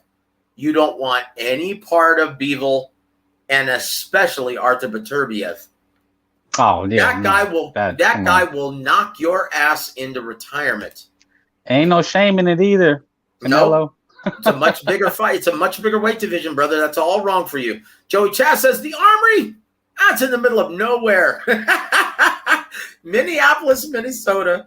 Yeah, but look, my point is he fights in a very fan-friendly style. He's not your typical Cuban. And we've seen it before. Look, Yuri Orcus Gamboa in his prime when he was undefeated was turning into a very big ticket seller and a big star on HBO. They loved him. Okay? Yes. This is why he was the A-side when he fought Terrence Crawford for Terrence Crawford's title at 135. I'll bring up one fighter before he got older. I think to a certain Rigo was that to a certain extent as well. He was a knockout artist in his younger days, right? Rigo? Oh, Guillermo Rigondeaux? Yeah. Oh, man, Guillermo Rigondeaux was a badass. He was one of the best pound-for-pound fighters in boxing. He's one of the most decorated amateurs in the history of the sport. I mean, he had speed, power, precision, everything. But because he never altered from the script, he had a game plan. He had plan A, and that was it. He never took the lead.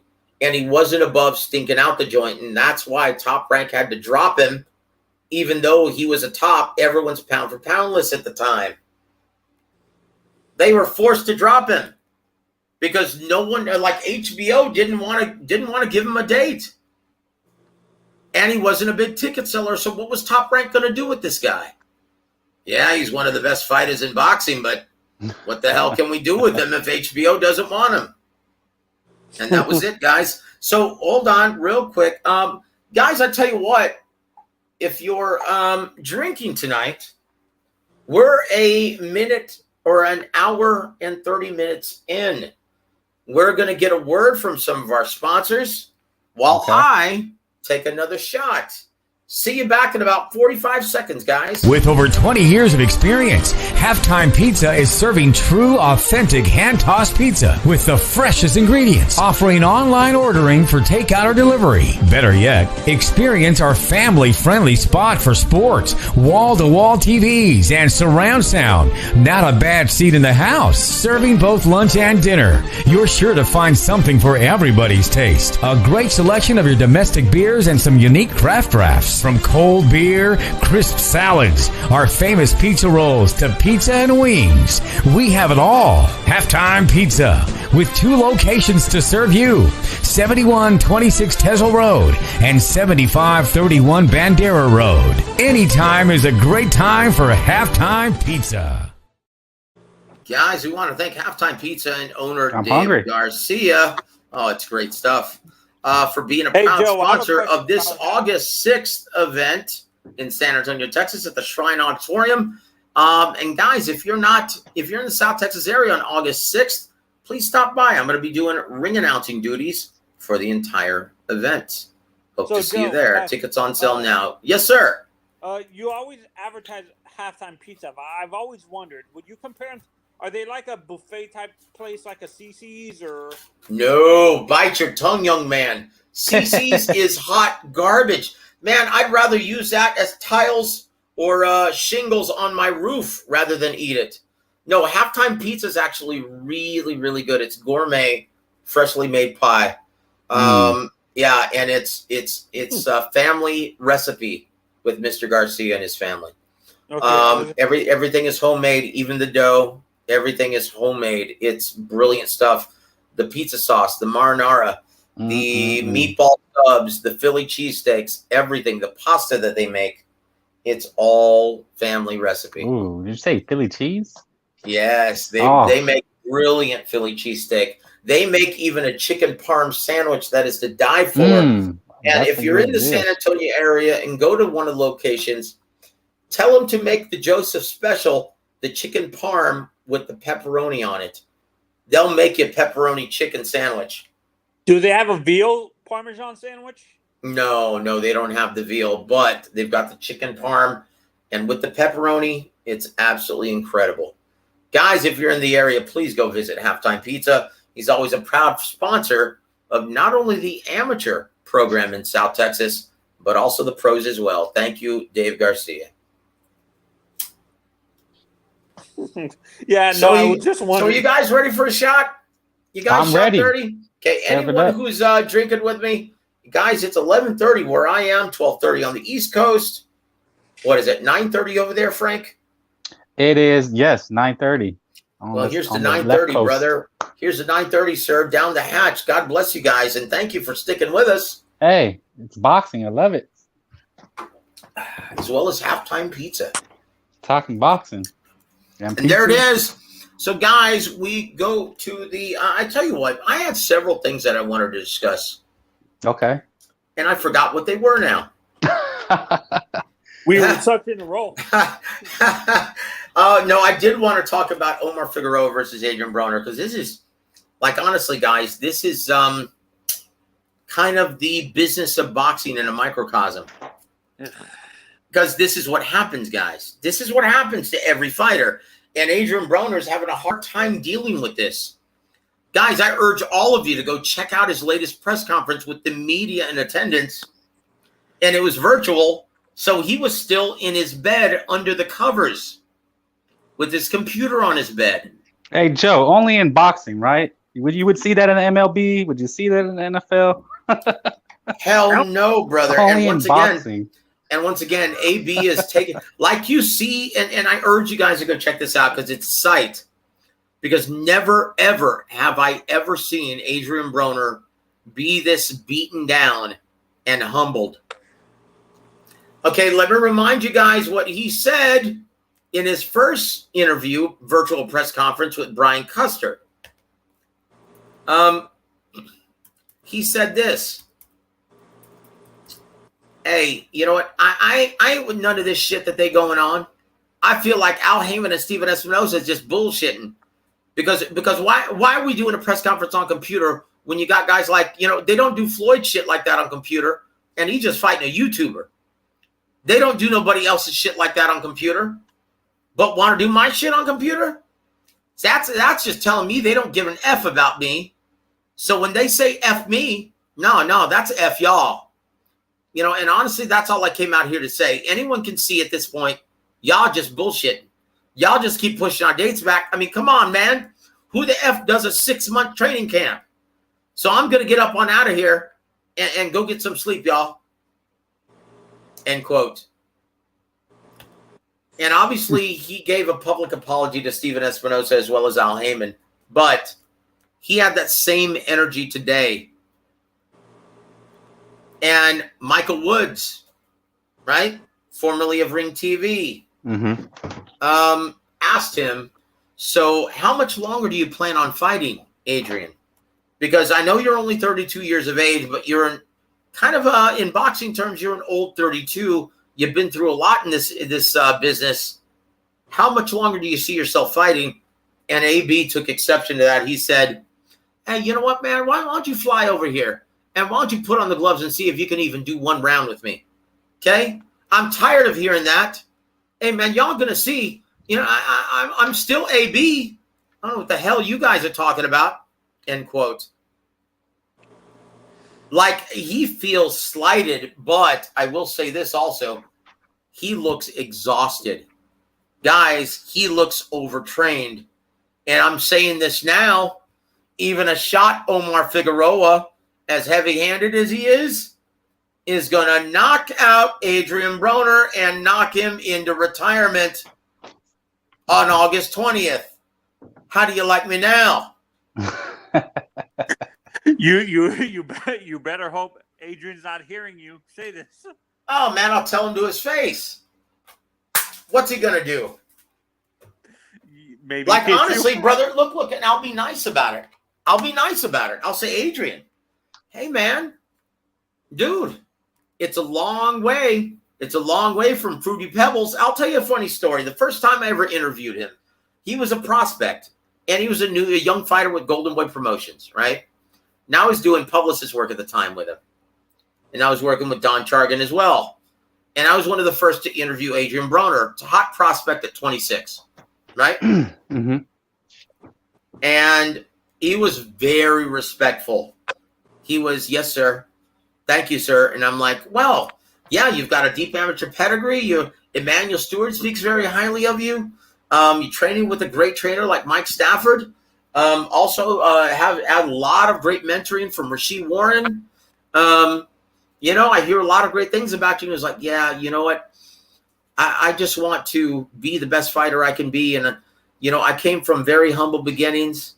And, you know, the only thing I really wanted when I was growing up, because we didn't have much. I had a lot of siblings, and we didn't have much.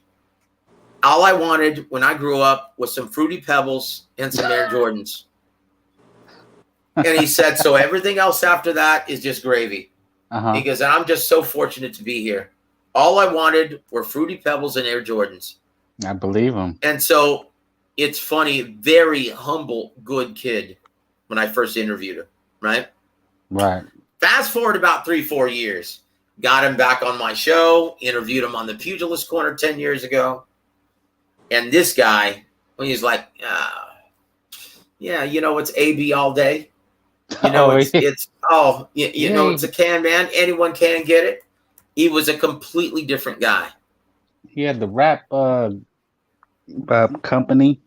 Like when I first met him, he was a very humble, good kid, Adrian Broner. And then the second time I interviewed him live on the air, he was AB.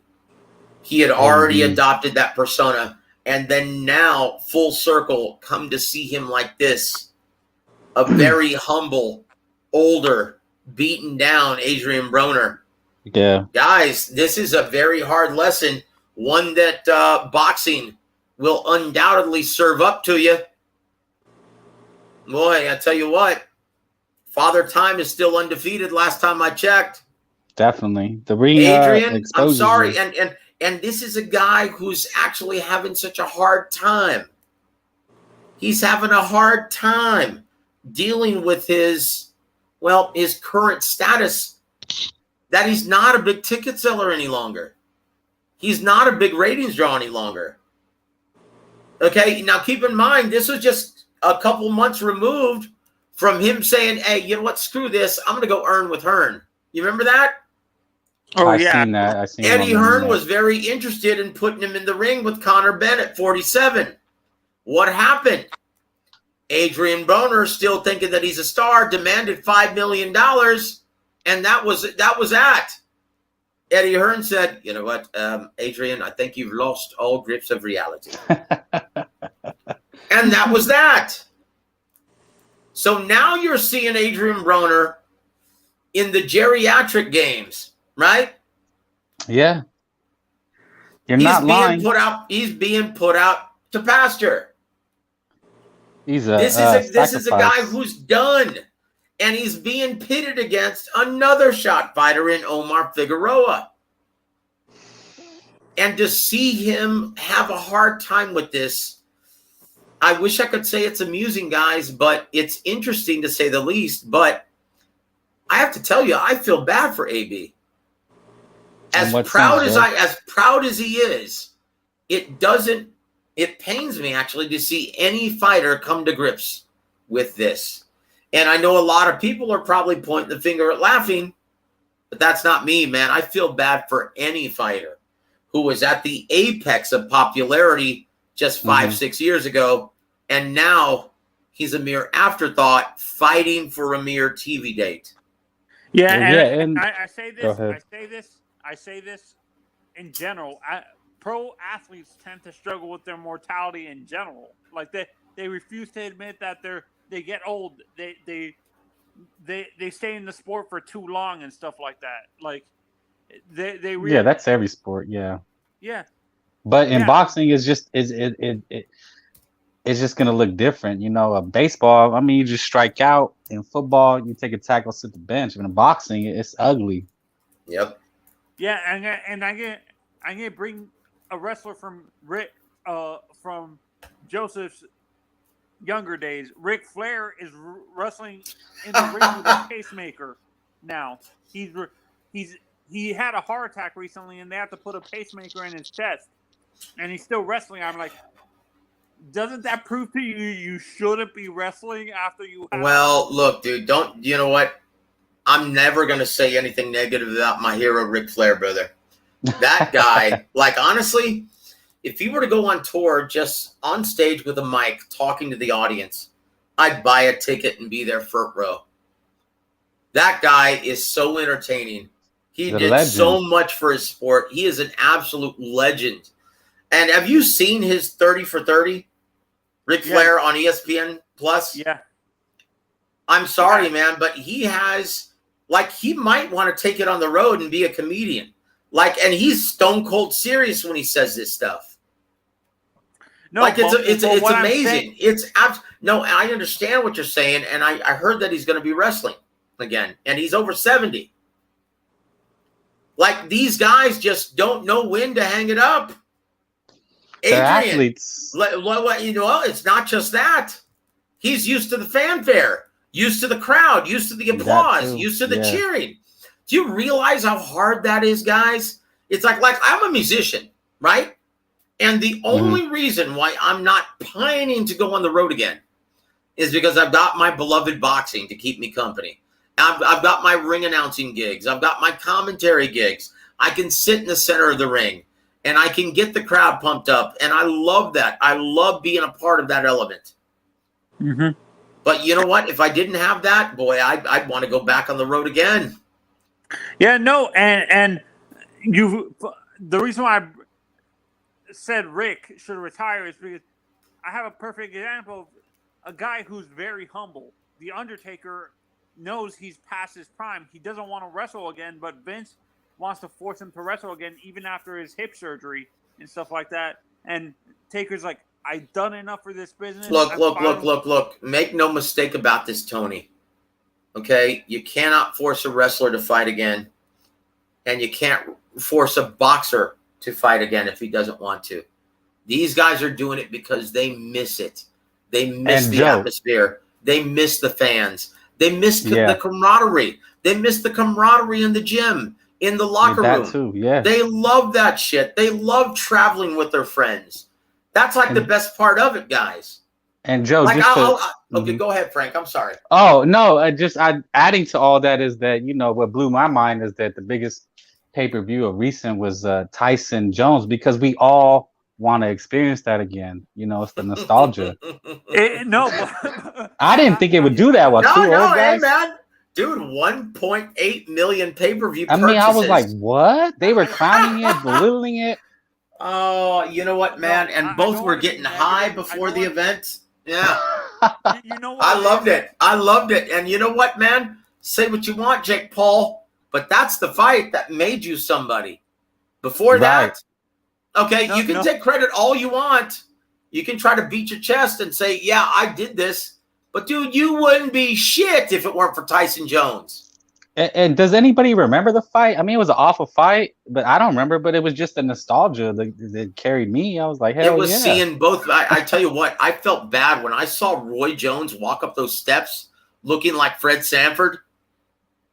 That was hard to watch, brother. But you know what?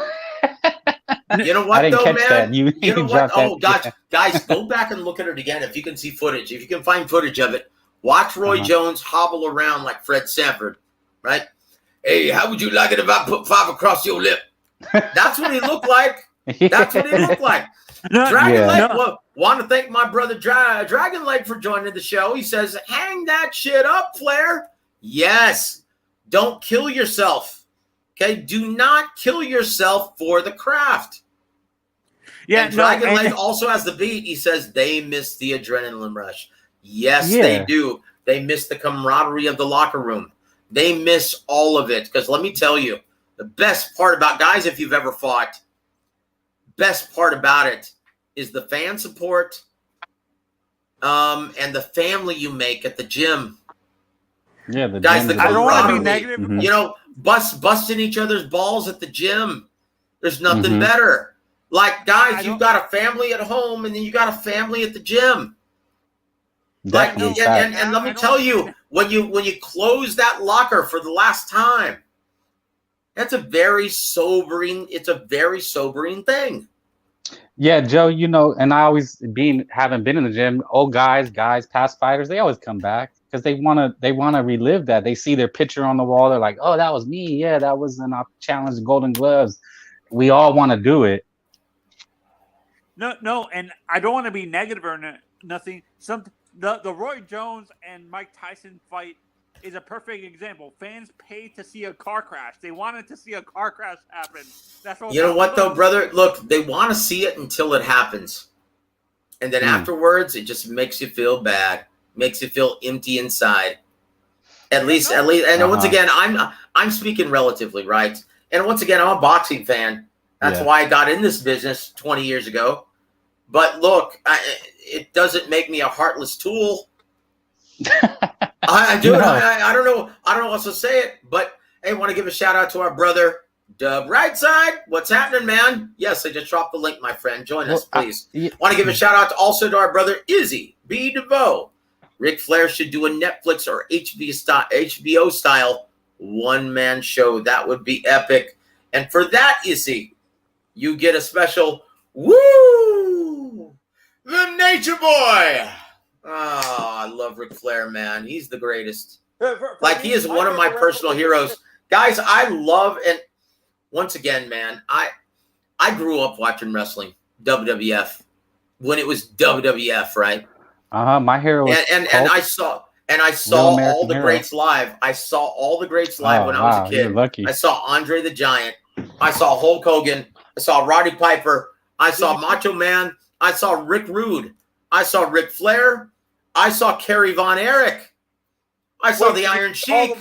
I saw Nikolai Volkov. Yes, I saw all of them before they died in Southwest Wrestling at the Hemisphere Arena. Guys, I saw everybody. Jake the Snake Roberts, Ultimate Warrior. How about I saw them all. Martino? How about San Martino? Oh, Bruno San Martino was a badass. Joe, dude, I'm a wrestling freak. Joe, when you said that, I was at a closed circuit watching a Hulkster slam Andre. Oh man, the most exciting day of my life. At the Pontiac Silverdome in Detroit, Michigan. Let me tell you something, brother. Yeah. Look. Why do you think I always call everyone brother? Oh, hey, I just caught it. It's because Hulk Hogan is one of my heroes, brother. But let's get back to boxing, my friend. Okay. And we're going to get back to boxing. We're going to introduce my brother Nate to the broadcast. Welcome, Nate. Welcome to the show, sir. Man. Shout out to Joseph, Frank, Tony. Hey, let me say this real. Let me say this. My fault. Got a little look. Shout out to the ABC, man. They own the WBA's ass. Their ass is fucking grass. If they do everything they need to do in their investigation, the WA will not be able to do business in America again. Well, you know what I've always said, guys, do away with all of the sanctioning organizations. It's a waste of time, a waste of money, and it doesn't mean a damn thing. Like I remember, do you guys remember when being a world champion actually meant something? Pride. Okay, I'm integrity. sorry. It's completely watered down the idea of becoming a champion. Absolutely. And you can Okay, thank just them. trash all the sanction organizations. And once again, let me ask you guys, and you guys are smart. You guys know what you're looking at in the ring. Do you guys really need any sanction organization to tell you who the best fighters in boxing currently are? Absolutely not. I will watch Terrence Crawford and Errol Spence without That's a belt. it. I will watch And Canelo Alvarez Joe. versus whoever without a belt. And Joe, you know, to answer that question, you know, being in the gyms, I mean, the conversation really had changed because, you know, spending days and hours in the gyms like a gym rat, we never really talked about who had what belt. We just said the names. Nope. And That's we want to it. see them fight. Who's Guys, that? make no who's mistake about this. The Who's that? fighters make the belts, not the other way around. I never argued, well, the WBO, you know this, Who- with the hey, who- WBO. Who's that? Who's The that? fighters make the belts. Who's Look. that that's been in the gym? I'm sorry, who? That's Frank. He's You know been- Frank? Yeah, Frank, you been in the gyms? Like, Yeah, I said, you know, Hey, typical Joe, gym I rat. have to leave. Thank you for having me on the show. Hey, Tony, God bless you, brother, and thank you for sharing the air with us, my friend. Always a pleasure, brother. Good day. God Man, I bless talk you, my boxing friend. all day, every day. You know, I got a question, Frank, for you. go ahead. So tell me this: Uh-huh. in your eyes, Right. what is the percentage you think the fighters that go through training camps, as far as like being close to 80% healthy? What do you think? Say that again. What is So, if, what is the at percentage? what you percentage are think- they healthy? Yeah, what is the percentage you think fighters out of these training camps? Look, I can tell you with great certainty, guys, that 100% are carrying some kind of ailment into the ring on fight night. Well, Nate, to answer your question, 100%. yeah. To answer your question, you know, most have lives. You know, I mean, unless you're a super world champ, you got a life. You don't have like a training camp. And I'm dealing with guys that are just fighting 6 4 rounders. These are guys trying to make it. So they, even beside the boxing, they had to work. So they probably be having injuries and they gotta go to work. They got baby mama drama. Guys, let They me tell you a drop off story, their guys. kids. Guys, let me tell you a story. Let me tell you. No, those are journeymen, right? Those are called, well, opponents, like James Gogi said yesterday, right? Yeah. Those are the unsung heroes of boxing. Those aren't the blue chip prospects that I think Nate is referring to. The guys who are full timers, the guys who get siphons from their managers or promoters, right? That's who you're referring to, right? The You know full what? timers. Yeah. You know, Okay. Prospects. So, guys, let me tell you a story, man, that I had with Jesse James Leha about 15 years ago. He said, look, man, my mindset is I get paid to train because that's where all the wear and tear happens. Fight night, that's the fun part. That's where I get paid. That's where I can pick up my check. That's the lights, the camera, the action. All my friends and family are there. We get dressed up. We hear the music, the fanfare, the big production. Oh, that's fun. The fight night is fun. The miserable part, the grueling part is the 6 to 8 week camp. Those grueling 2-a-days, all of the hard sparring, and even with 16-ounce gloves, it doesn't feel downy soft, guys. So in my mind, I get paid to train. Fight night is just the cherry on top. I can dig that. And guys, that's the way most fighters feel. And because they only get paid unless they only get paid if they make it to the fight, that 100% of them, okay, don't feel 100, or like 100% of all fighters never feel 100% going into each and every fight. There's always some lingering ailment, something that's nagging them, some injury that they're having to fight through. And why? Because they want to get paid. Guys, let me tell you something. It's funny, and I'll tell you another story. Okay? Gosh, who told me this? I don't even remember what fighter told me this, but he told me, and maybe it's just one too many shots of Sweet Amber, right? But I don't even remember what fighter told me, but he told me, he said, look, if I feel 100% going into a fight, I feel like, I didn't train hard enough. That's the reality, guys. These guys, they work their asses off in the gym. Yeah. No, These guys are fearless, and what they put their bodies through. And I'll tell you the real reason why Floyd retired when he did, and the real reason why he never had any desire to get back in the ring in a real fight that required a serious camp. Do you really think he trained for Conor McGregor? Nah, probably not. Hell no, I'll tell you. No, he didn't. He was in one of his strip clubs. Like the week before the fight. He was hanging out at one of his strip clubs. Okay, he didn't have a training, and he told everyone, you know what? I'm not going to participate in a fight that is going to require a full, serious 8-week camp. I'm not putting my body through that again. Guys, it's the training camp that grinds on a fighter, the wear and tear. It happens in the gym. Make no mistake about it, guys. That's why Andre Ward retired. That's the reality. Hold on, let me go back to my brother Joey Chaz. He says, did you ever see the Honky Tonk Man? Yes, and you'll never believe this. Off TV, San Antonio, Texas, at the Freeman Coliseum. I saw the Ultimate Warrior fight the Honky Tonk Man. Y'all talking about wrestling? Oh man, what y'all know about them Dudley boys, man? Ah, the Dudleys. Dude, I've seen everybody. Like, do you remember the Bushwhackers? Yeah. You remember the Demolition?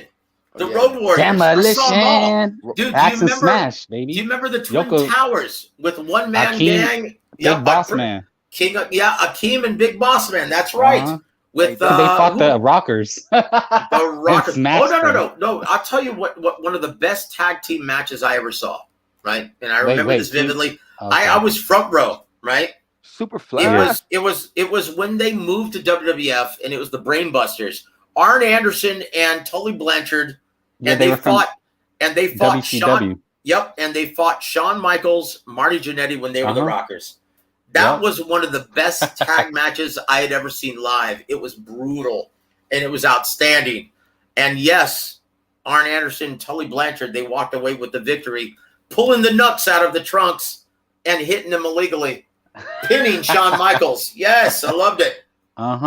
Yep. The glory days. And there it is, guys. Want to give a shout out to our brother, good looking Honky. Well, that's some moniker you got there, brother. Joseph, Frank, gentlemen. What the fuck? Peter. What? What the fuck? Hi, Peter North here, old adult film star, huge boxing fan. Great job tonight, guys. Wow. Okay. Hey, I don't hate it. Hey, brother. You know what? Hey, dude, I'll drink to that, man. Well, isn't boxing considered the red light district of sports anyway? Oh, you know what, though, brother? I'll tell you what. Shout out to Old Faithful there, Peter North, man. Thank you for joining us, sir. Here's a shot to you, man, my friend. No pun intended. Here's a shot. I'm gonna tell you, I had a friend who got into that type of, well, not really all the way through that type of industry. And they say it's not what you think it is. It's definitely not what you think it is. I don't want to know what it is, but dude, it's bad enough we're talking about the business of boxing as well as wrestling. We're not getting into the adult film industry. Well, sorry, Nate, can I? No, he hit me with something. But okay, so how is it doing with OnlyFans now, though? Doesn't that hurt the industry? Like, you don't even need. Oh yeah, basically it's like the Lyft and Uber for taxis.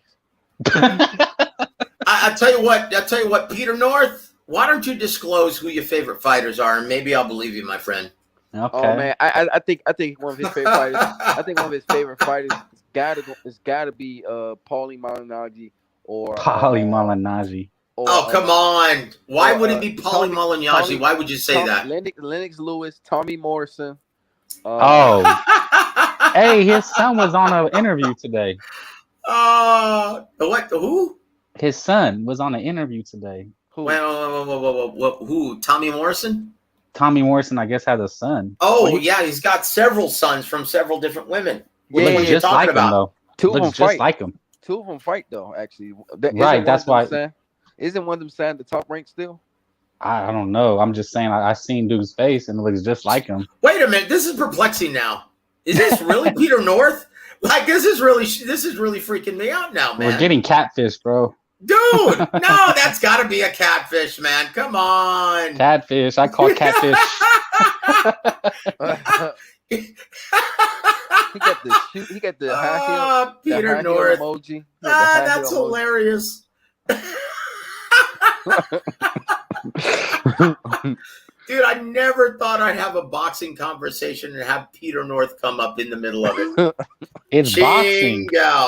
You're gonna meet everybody in boxing. I really mean that, man. You know what, brother? And I'll say this: I would be a complete stone-faced liar if I told you I'd never bought a video with Peter North in it.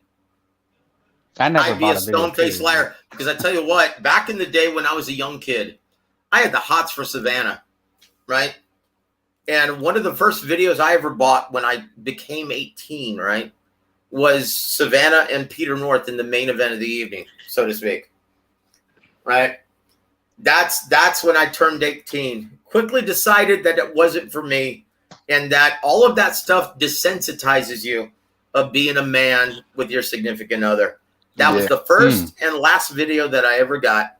So there it is. There's the truth. Yeah. There's a sweet amber coming out in me. That's a story I would have never told otherwise. Wait. Now that we brought that back up, look. So a friend of mine who was in it, so basically said like something similar that happened. Like, that, like you said, desynthesized. Like they was in a relationship and like their partner was okay with it because it brought them decent money.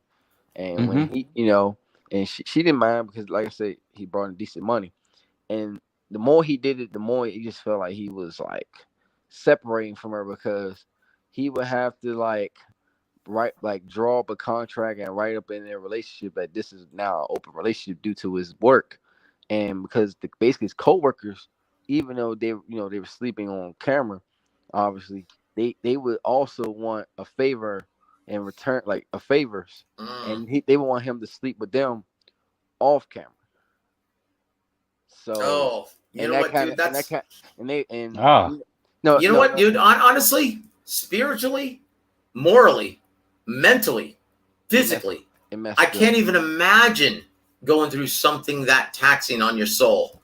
Yeah, and once again, no offense, but yeah, I can't even fathom any of that. Guys, let's get back to boxing. Okay, back to boxing. Right after we hear from another one of our sponsors. Thank you, Health Texas, for always supporting WAWR Week Radio. Keeping up with daily activities can be tough with age, and even tougher when the little things are more difficult than they used to be.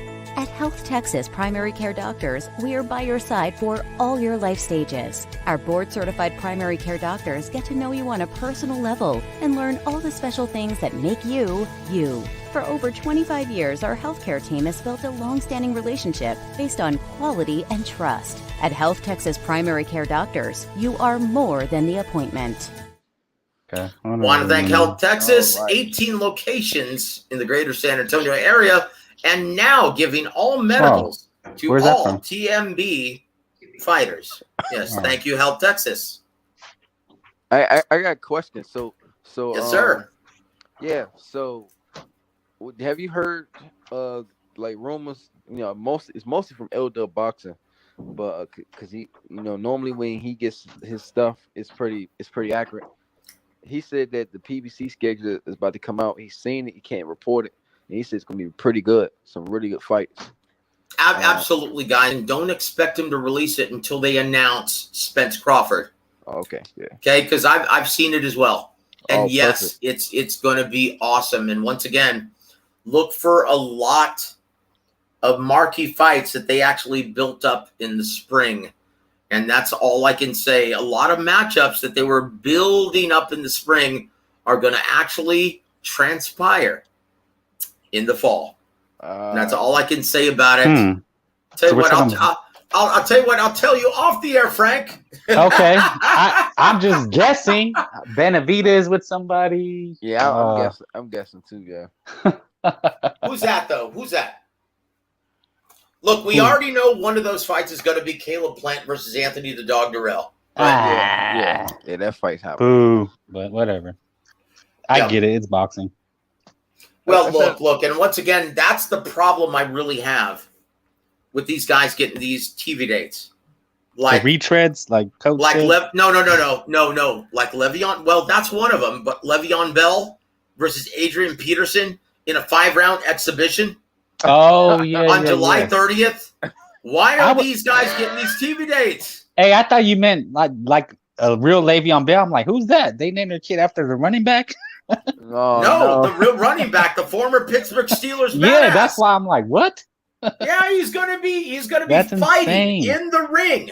Now, once again, guys, I'm gonna say this. This is a huge red flag. Okay, yeah. I mean, think about this. These guys are mainstream celebrities. Yeah, okay? They are, right. They're going to, bring an entirely new demographic and possibly more money to these events. Now, if if they deem these matchups and these events to be more cost effective, what does that do then for the dates that are designated usually for the prize fighters? Whoa. Guys, this is potentially catastrophic for boxing. Are you sounding the alarm, Joseph? Guys, I'm officially sounding the alarm. Guys, this is potentially catastrophic for the sport. If they start making more money on these events, Showtime dates are going to get less and less for the business of boxing. Well, they already got the. Boxing as we know it. It could turn into celebrity deathmatch on Showtime, guys. Full time. Yeah. This is a very bad thing. We already got Jake Paul on the Showtime pay-per-view. You don't see no YouTuber on the basketball being on the NBA basketball court at all. That's what I'm saying, guys. Look. And that Master P did. Look, that just goes to show you guys, everyone wants to love boxing. But guys, you got to put it out there. Okay? Right. So once again, these fighters. Well, novelty acts have always been, Butterbean, Mia St. John, and Michael Jordan played baseball. So it's always been, but what Joe is saying, what I'm gathering is that they want to, the keyword, normalize it. Hey, look, guys, look. I'm sorry, with Jake Paul being one of the biggest attractions in boxing right now, it's already been normalized. Okay? It's already been normalized. This is already a staple of their schedule, is having Jake Paul fight every 4 months. Okay. That's already a guarantee. Now they're slipping this in. They're trying to see how well it does. And if it actually gets better ratings than Danny Garcia versus Jose Benavidez Jr., guess what? We're going to see more of it. That's a big problem, guys. From a business perspective, yeah. So Juice says, Nate, anywhere I can view Showtime upcoming boxing schedule? No, it hasn't been released yet. Look, and I can't release it. I've already told my brother I can't do it.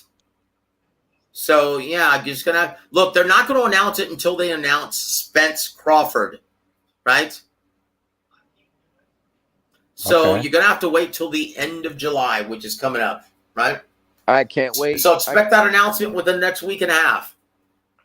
Well, guess what other fight is we're going to get? It's here, folks. The trilogy. You know what time it is. Chocolatito. but as long as Estrada beats the tune-up fight, he has next. I'm sorry, what's the tune-up?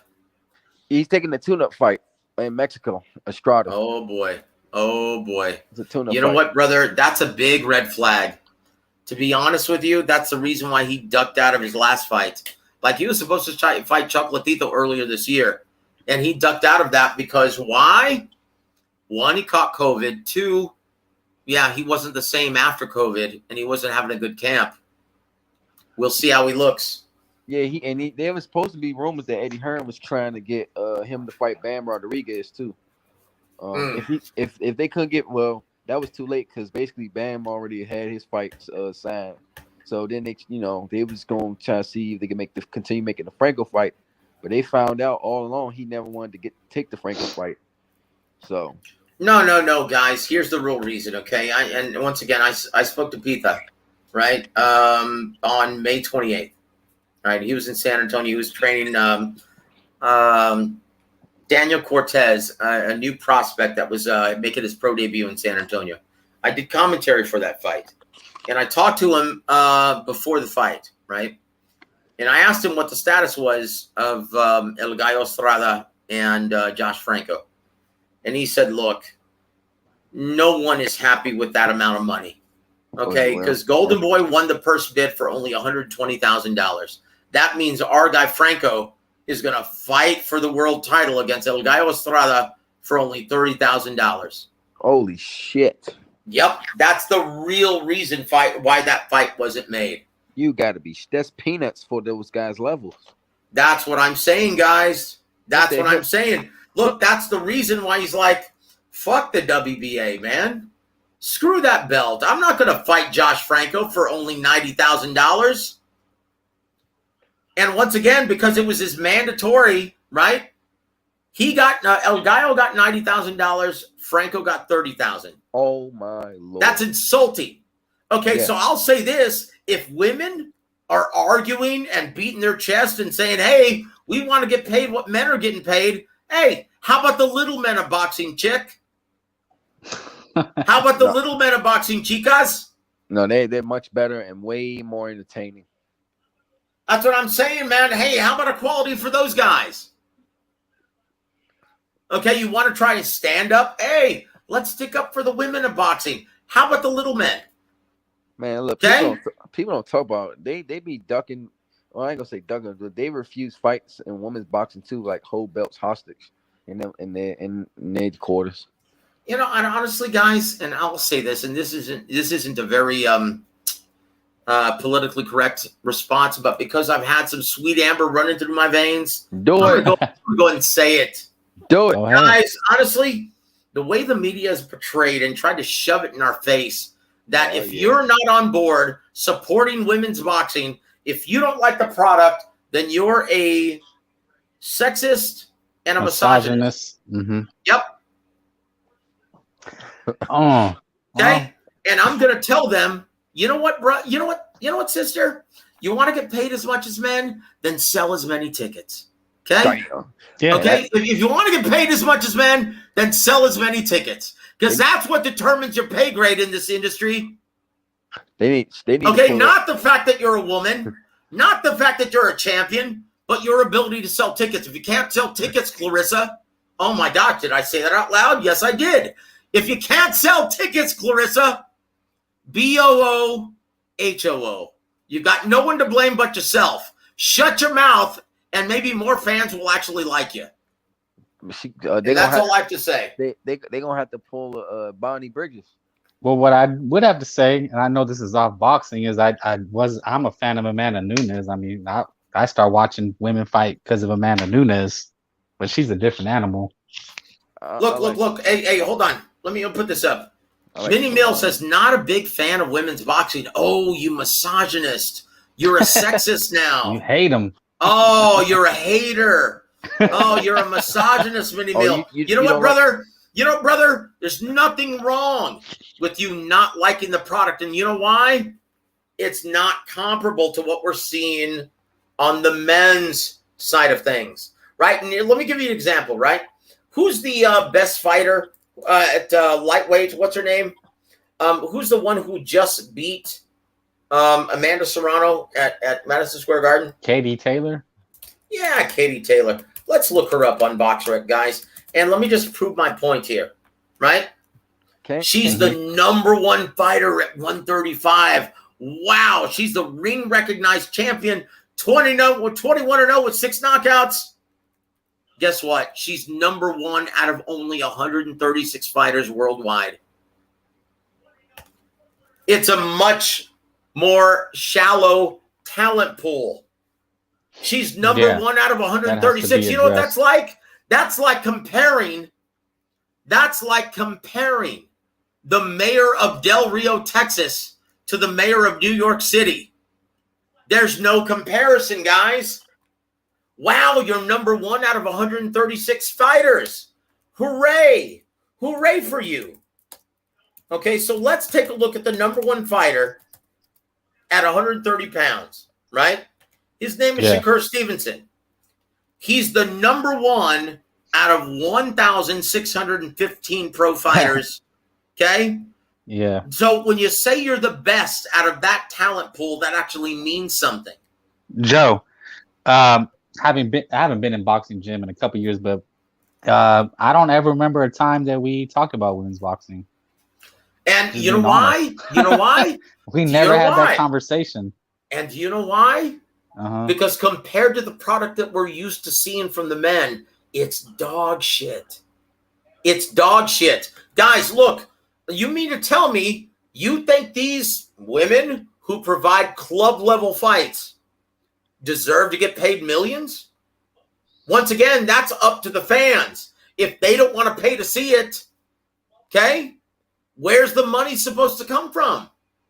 Where's the money supposed to come from? The fans are the real bosses of boxing. They determine your market value, and if you don't like it, go play women's tennis. Okay? Go play women's tennis. Then you'll make a lot more money. Well, okay, because when you look at the purse, right? When you look at the annual salary of someone like Serena Williams, right? Okay, and then compare it to Katie Taylor, Sinise Estrada. Compare it to them. There's no comparison, guys. It's just not as good of a product. Just not a good product. It's like someone from the WNBA saying they want to get paid as much as LeBron James. Well, it seemed that trend. It's not comparable, guys. It's not a comparable product. Well, it seemed the trend started when what was that lady who said she could beat Floyd Mayweather? Remember? That's when it really started trending. Yeah, well, I'll say this. Oh, you talking about Ronda Rousey? Right, when she had called out Floyd, or she said, "Yeah, you know what? Take care of Holly Holm first, sister." Yeah. Okay, you know. Once again, guys, and once again, that's not me being a misogynist or being a sexist. It just means it's a shitty product, and quit trying to jam it down our throats. Right? That's it. That's my final thought. Shot 30. I'll drink to that. I got that one. Thanks for that. And there it is. That's the last I'm going to say about the women's boxing.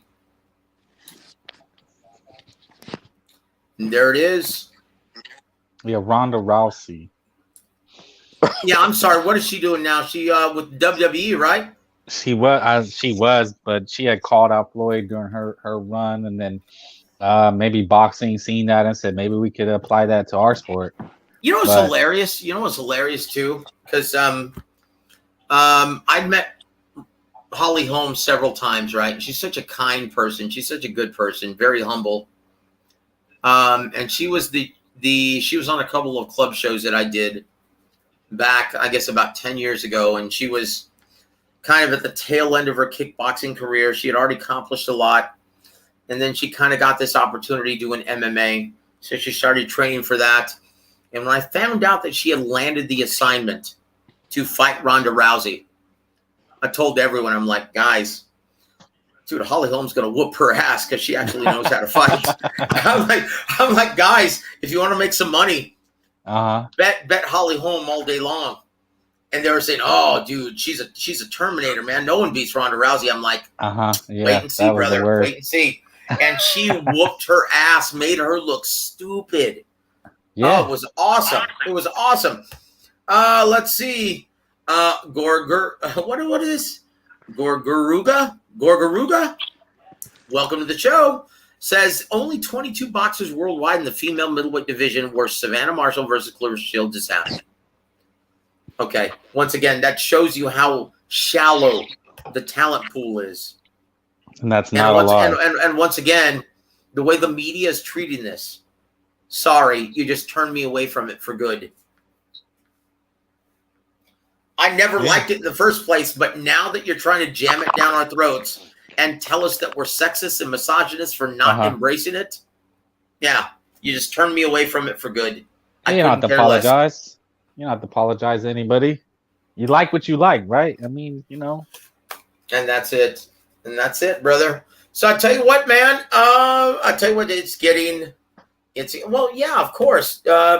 Dragon Leg, Holly Holmes' boxing background. Yeah, it's what I just said. I actually was the ring announcer for several of her fights. And guys, once again, I'm going to plug the fight that I'm actually going to be ring announcing for on August 6th. It's going to be in San Antonio, Texas, at the Shrine Auditorium. It's going to be AAA Promotions. It's going to be an awesome card, guys, with a lot of highly touted prospects. And if anyone's in the South Texas area, please come and say hi. Like I said, I'm going to be doing all of the ring announcing for it. I'm also going to be at the weigh-in ceremony. So, yeah, I tell you what, man, it's so much fun, guys. And it's one of the great joys I have just being in the business. I love doing ring announcing. So absolutely love it. I got a question. Who are more, yes, sir. Who are more assholes? Referees, judges, the promoters, or the managers? Who are more assholes? Dude, I like honestly, I like everyone in this business, but there are assholes in every single one of those that you just mentioned. But look, I'm cool with everybody though, man. Look, all of them do their job, and they're all very knowledgeable, and they all work very, very hard, right? I like all the refs from the Texas State Athletic Commission, like all the judges. I'm very friendly with all those guys. I love Greg Alvarez. He's the president of the Texas Department of Licensing and Regulations. I'm friendly with all those guys. The managers. Yeah, Joe, that'd be an interesting vlog. About what? The Texas Department of Licensing and Regulations? Yeah, man, we want to know. No. Look, and these guys are going to remain nameless. These guys are going to remain nameless, but I will say this. Some of these judges at the local and regional level, there's a reason why they're going to stay at the local and regional level. Okay, so it's not corruption, guys, when you see a wide scorecard at the regional level. It's incompetence. And honestly, I'm very, very good at poking holes and understanding trends. And this is why when I'm making, and guys, I'm going to show you how proficient I am in actually calling fights, right? And I announced this on my brother Jem's show, right? Oh, then I'll show you this. I'm going to drop the link here, guys. Check out the article, right? And I wrote this on September 14th, 2013. It was published before the fight, right? I'm going to post this to the link. Check it out, guys. I stated, and once again, to accurately call and make predictions on fights, it's not enough just to look at the style matchup, to look at film study. But you also have to understand how was their camp, who did they spar with, do they have any injuries going into the fight, who are the judges, who's the ref, what are the tendencies of the judges, what are the tendencies of the refs. Now I'm going to read you, right, my final prediction, and this was before the fight happened. This is what I wrote back in 2013 before the fight happened. This is on the old Eastside Boxing. I said, before this fight was made, I didn't see this matchup being a competitive one. But after seeing what a mentally strong fighter Canelo Alvarez has become, I can't see this fight not being competitive. Floyd will have problems in the outset because of the obvious dangers of facing a big puncher like Canelo Alvarez.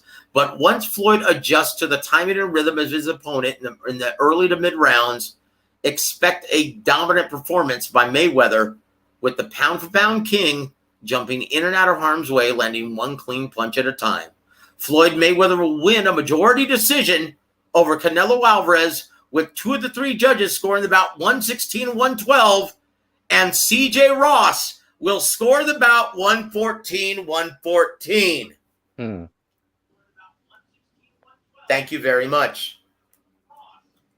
So, guys, by studying the tendencies of the judges, I was able to successfully predict that CJ Ross was going to score the bout 114-114. And I wrote this article the night before the fight happened.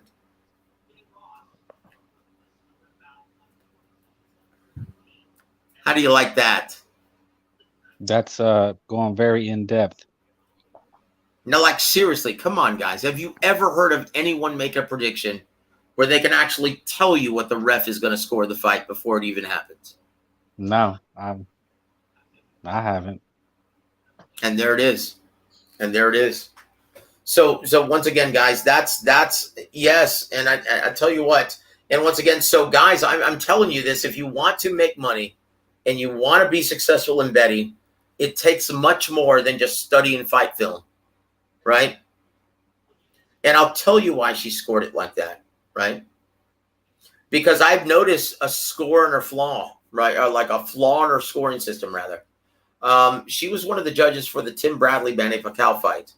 And I was there live. I actually saw that. I actually scored that from ringside. And she scored it in favor of Tim Bradley. And here's why. She was one of these judges that said, you know what? I'm not going to let myself be influenced by the A side because, and once again, this is an old tactic that all promoters use. The A side always comes out last. They always get announced last. They always have the bigger introduction, right? And she was one of these judges that when she was trying to be the Maverick, saying, you know what? I'm going to call it right down the middle, and I'm not going to be influenced by the red corner or the blue corner. I'm going to call it right down the middle. But as a result of her defiance, she ended up not knowingly, like unwillingly, she ended up favoring the B side. So all the close competitive rounds went to the B side. That's why I knew she was going to score the bout 114-114 for tie Mayweather Canelo, right? That's why I scored it. That's why I knew she was going to score it that way. And there it is. I tell you what, brother. But we've been on already for 2.5 hours, guys. Man, flew by. Yeah, I tell you what, and yeah, whoa, that's one of the most accurate predictions on record. And yes, guys, it's on record. I just dropped the link to that article back in 2013. That's how long I've been doing this, and that's how long I've been in this brutal ass-beating business. But guys, on that note, I think we're going to have to bid everyone an excellent evening. Okay. Want to thank Frank. Want to thank Nate. Thank you. Want to thank everyone in the queue for being on the show. And I tell you what, guys, please tune in tomorrow. We're going to have a special presentation at 5 p.m. Central, 6 p.m. Eastern. And it's going to be at 3 p.m. Pacific. So, guys, thank you so much for being on the program. On behalf of Frank, Nate, I'm Joseph Heron. You've been listening to WAWR Week Radio. Have a great evening, everybody.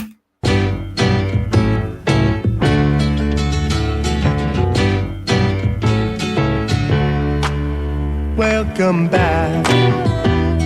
Your dreams were your ticket out. Welcome back to that same old place that you laughed about.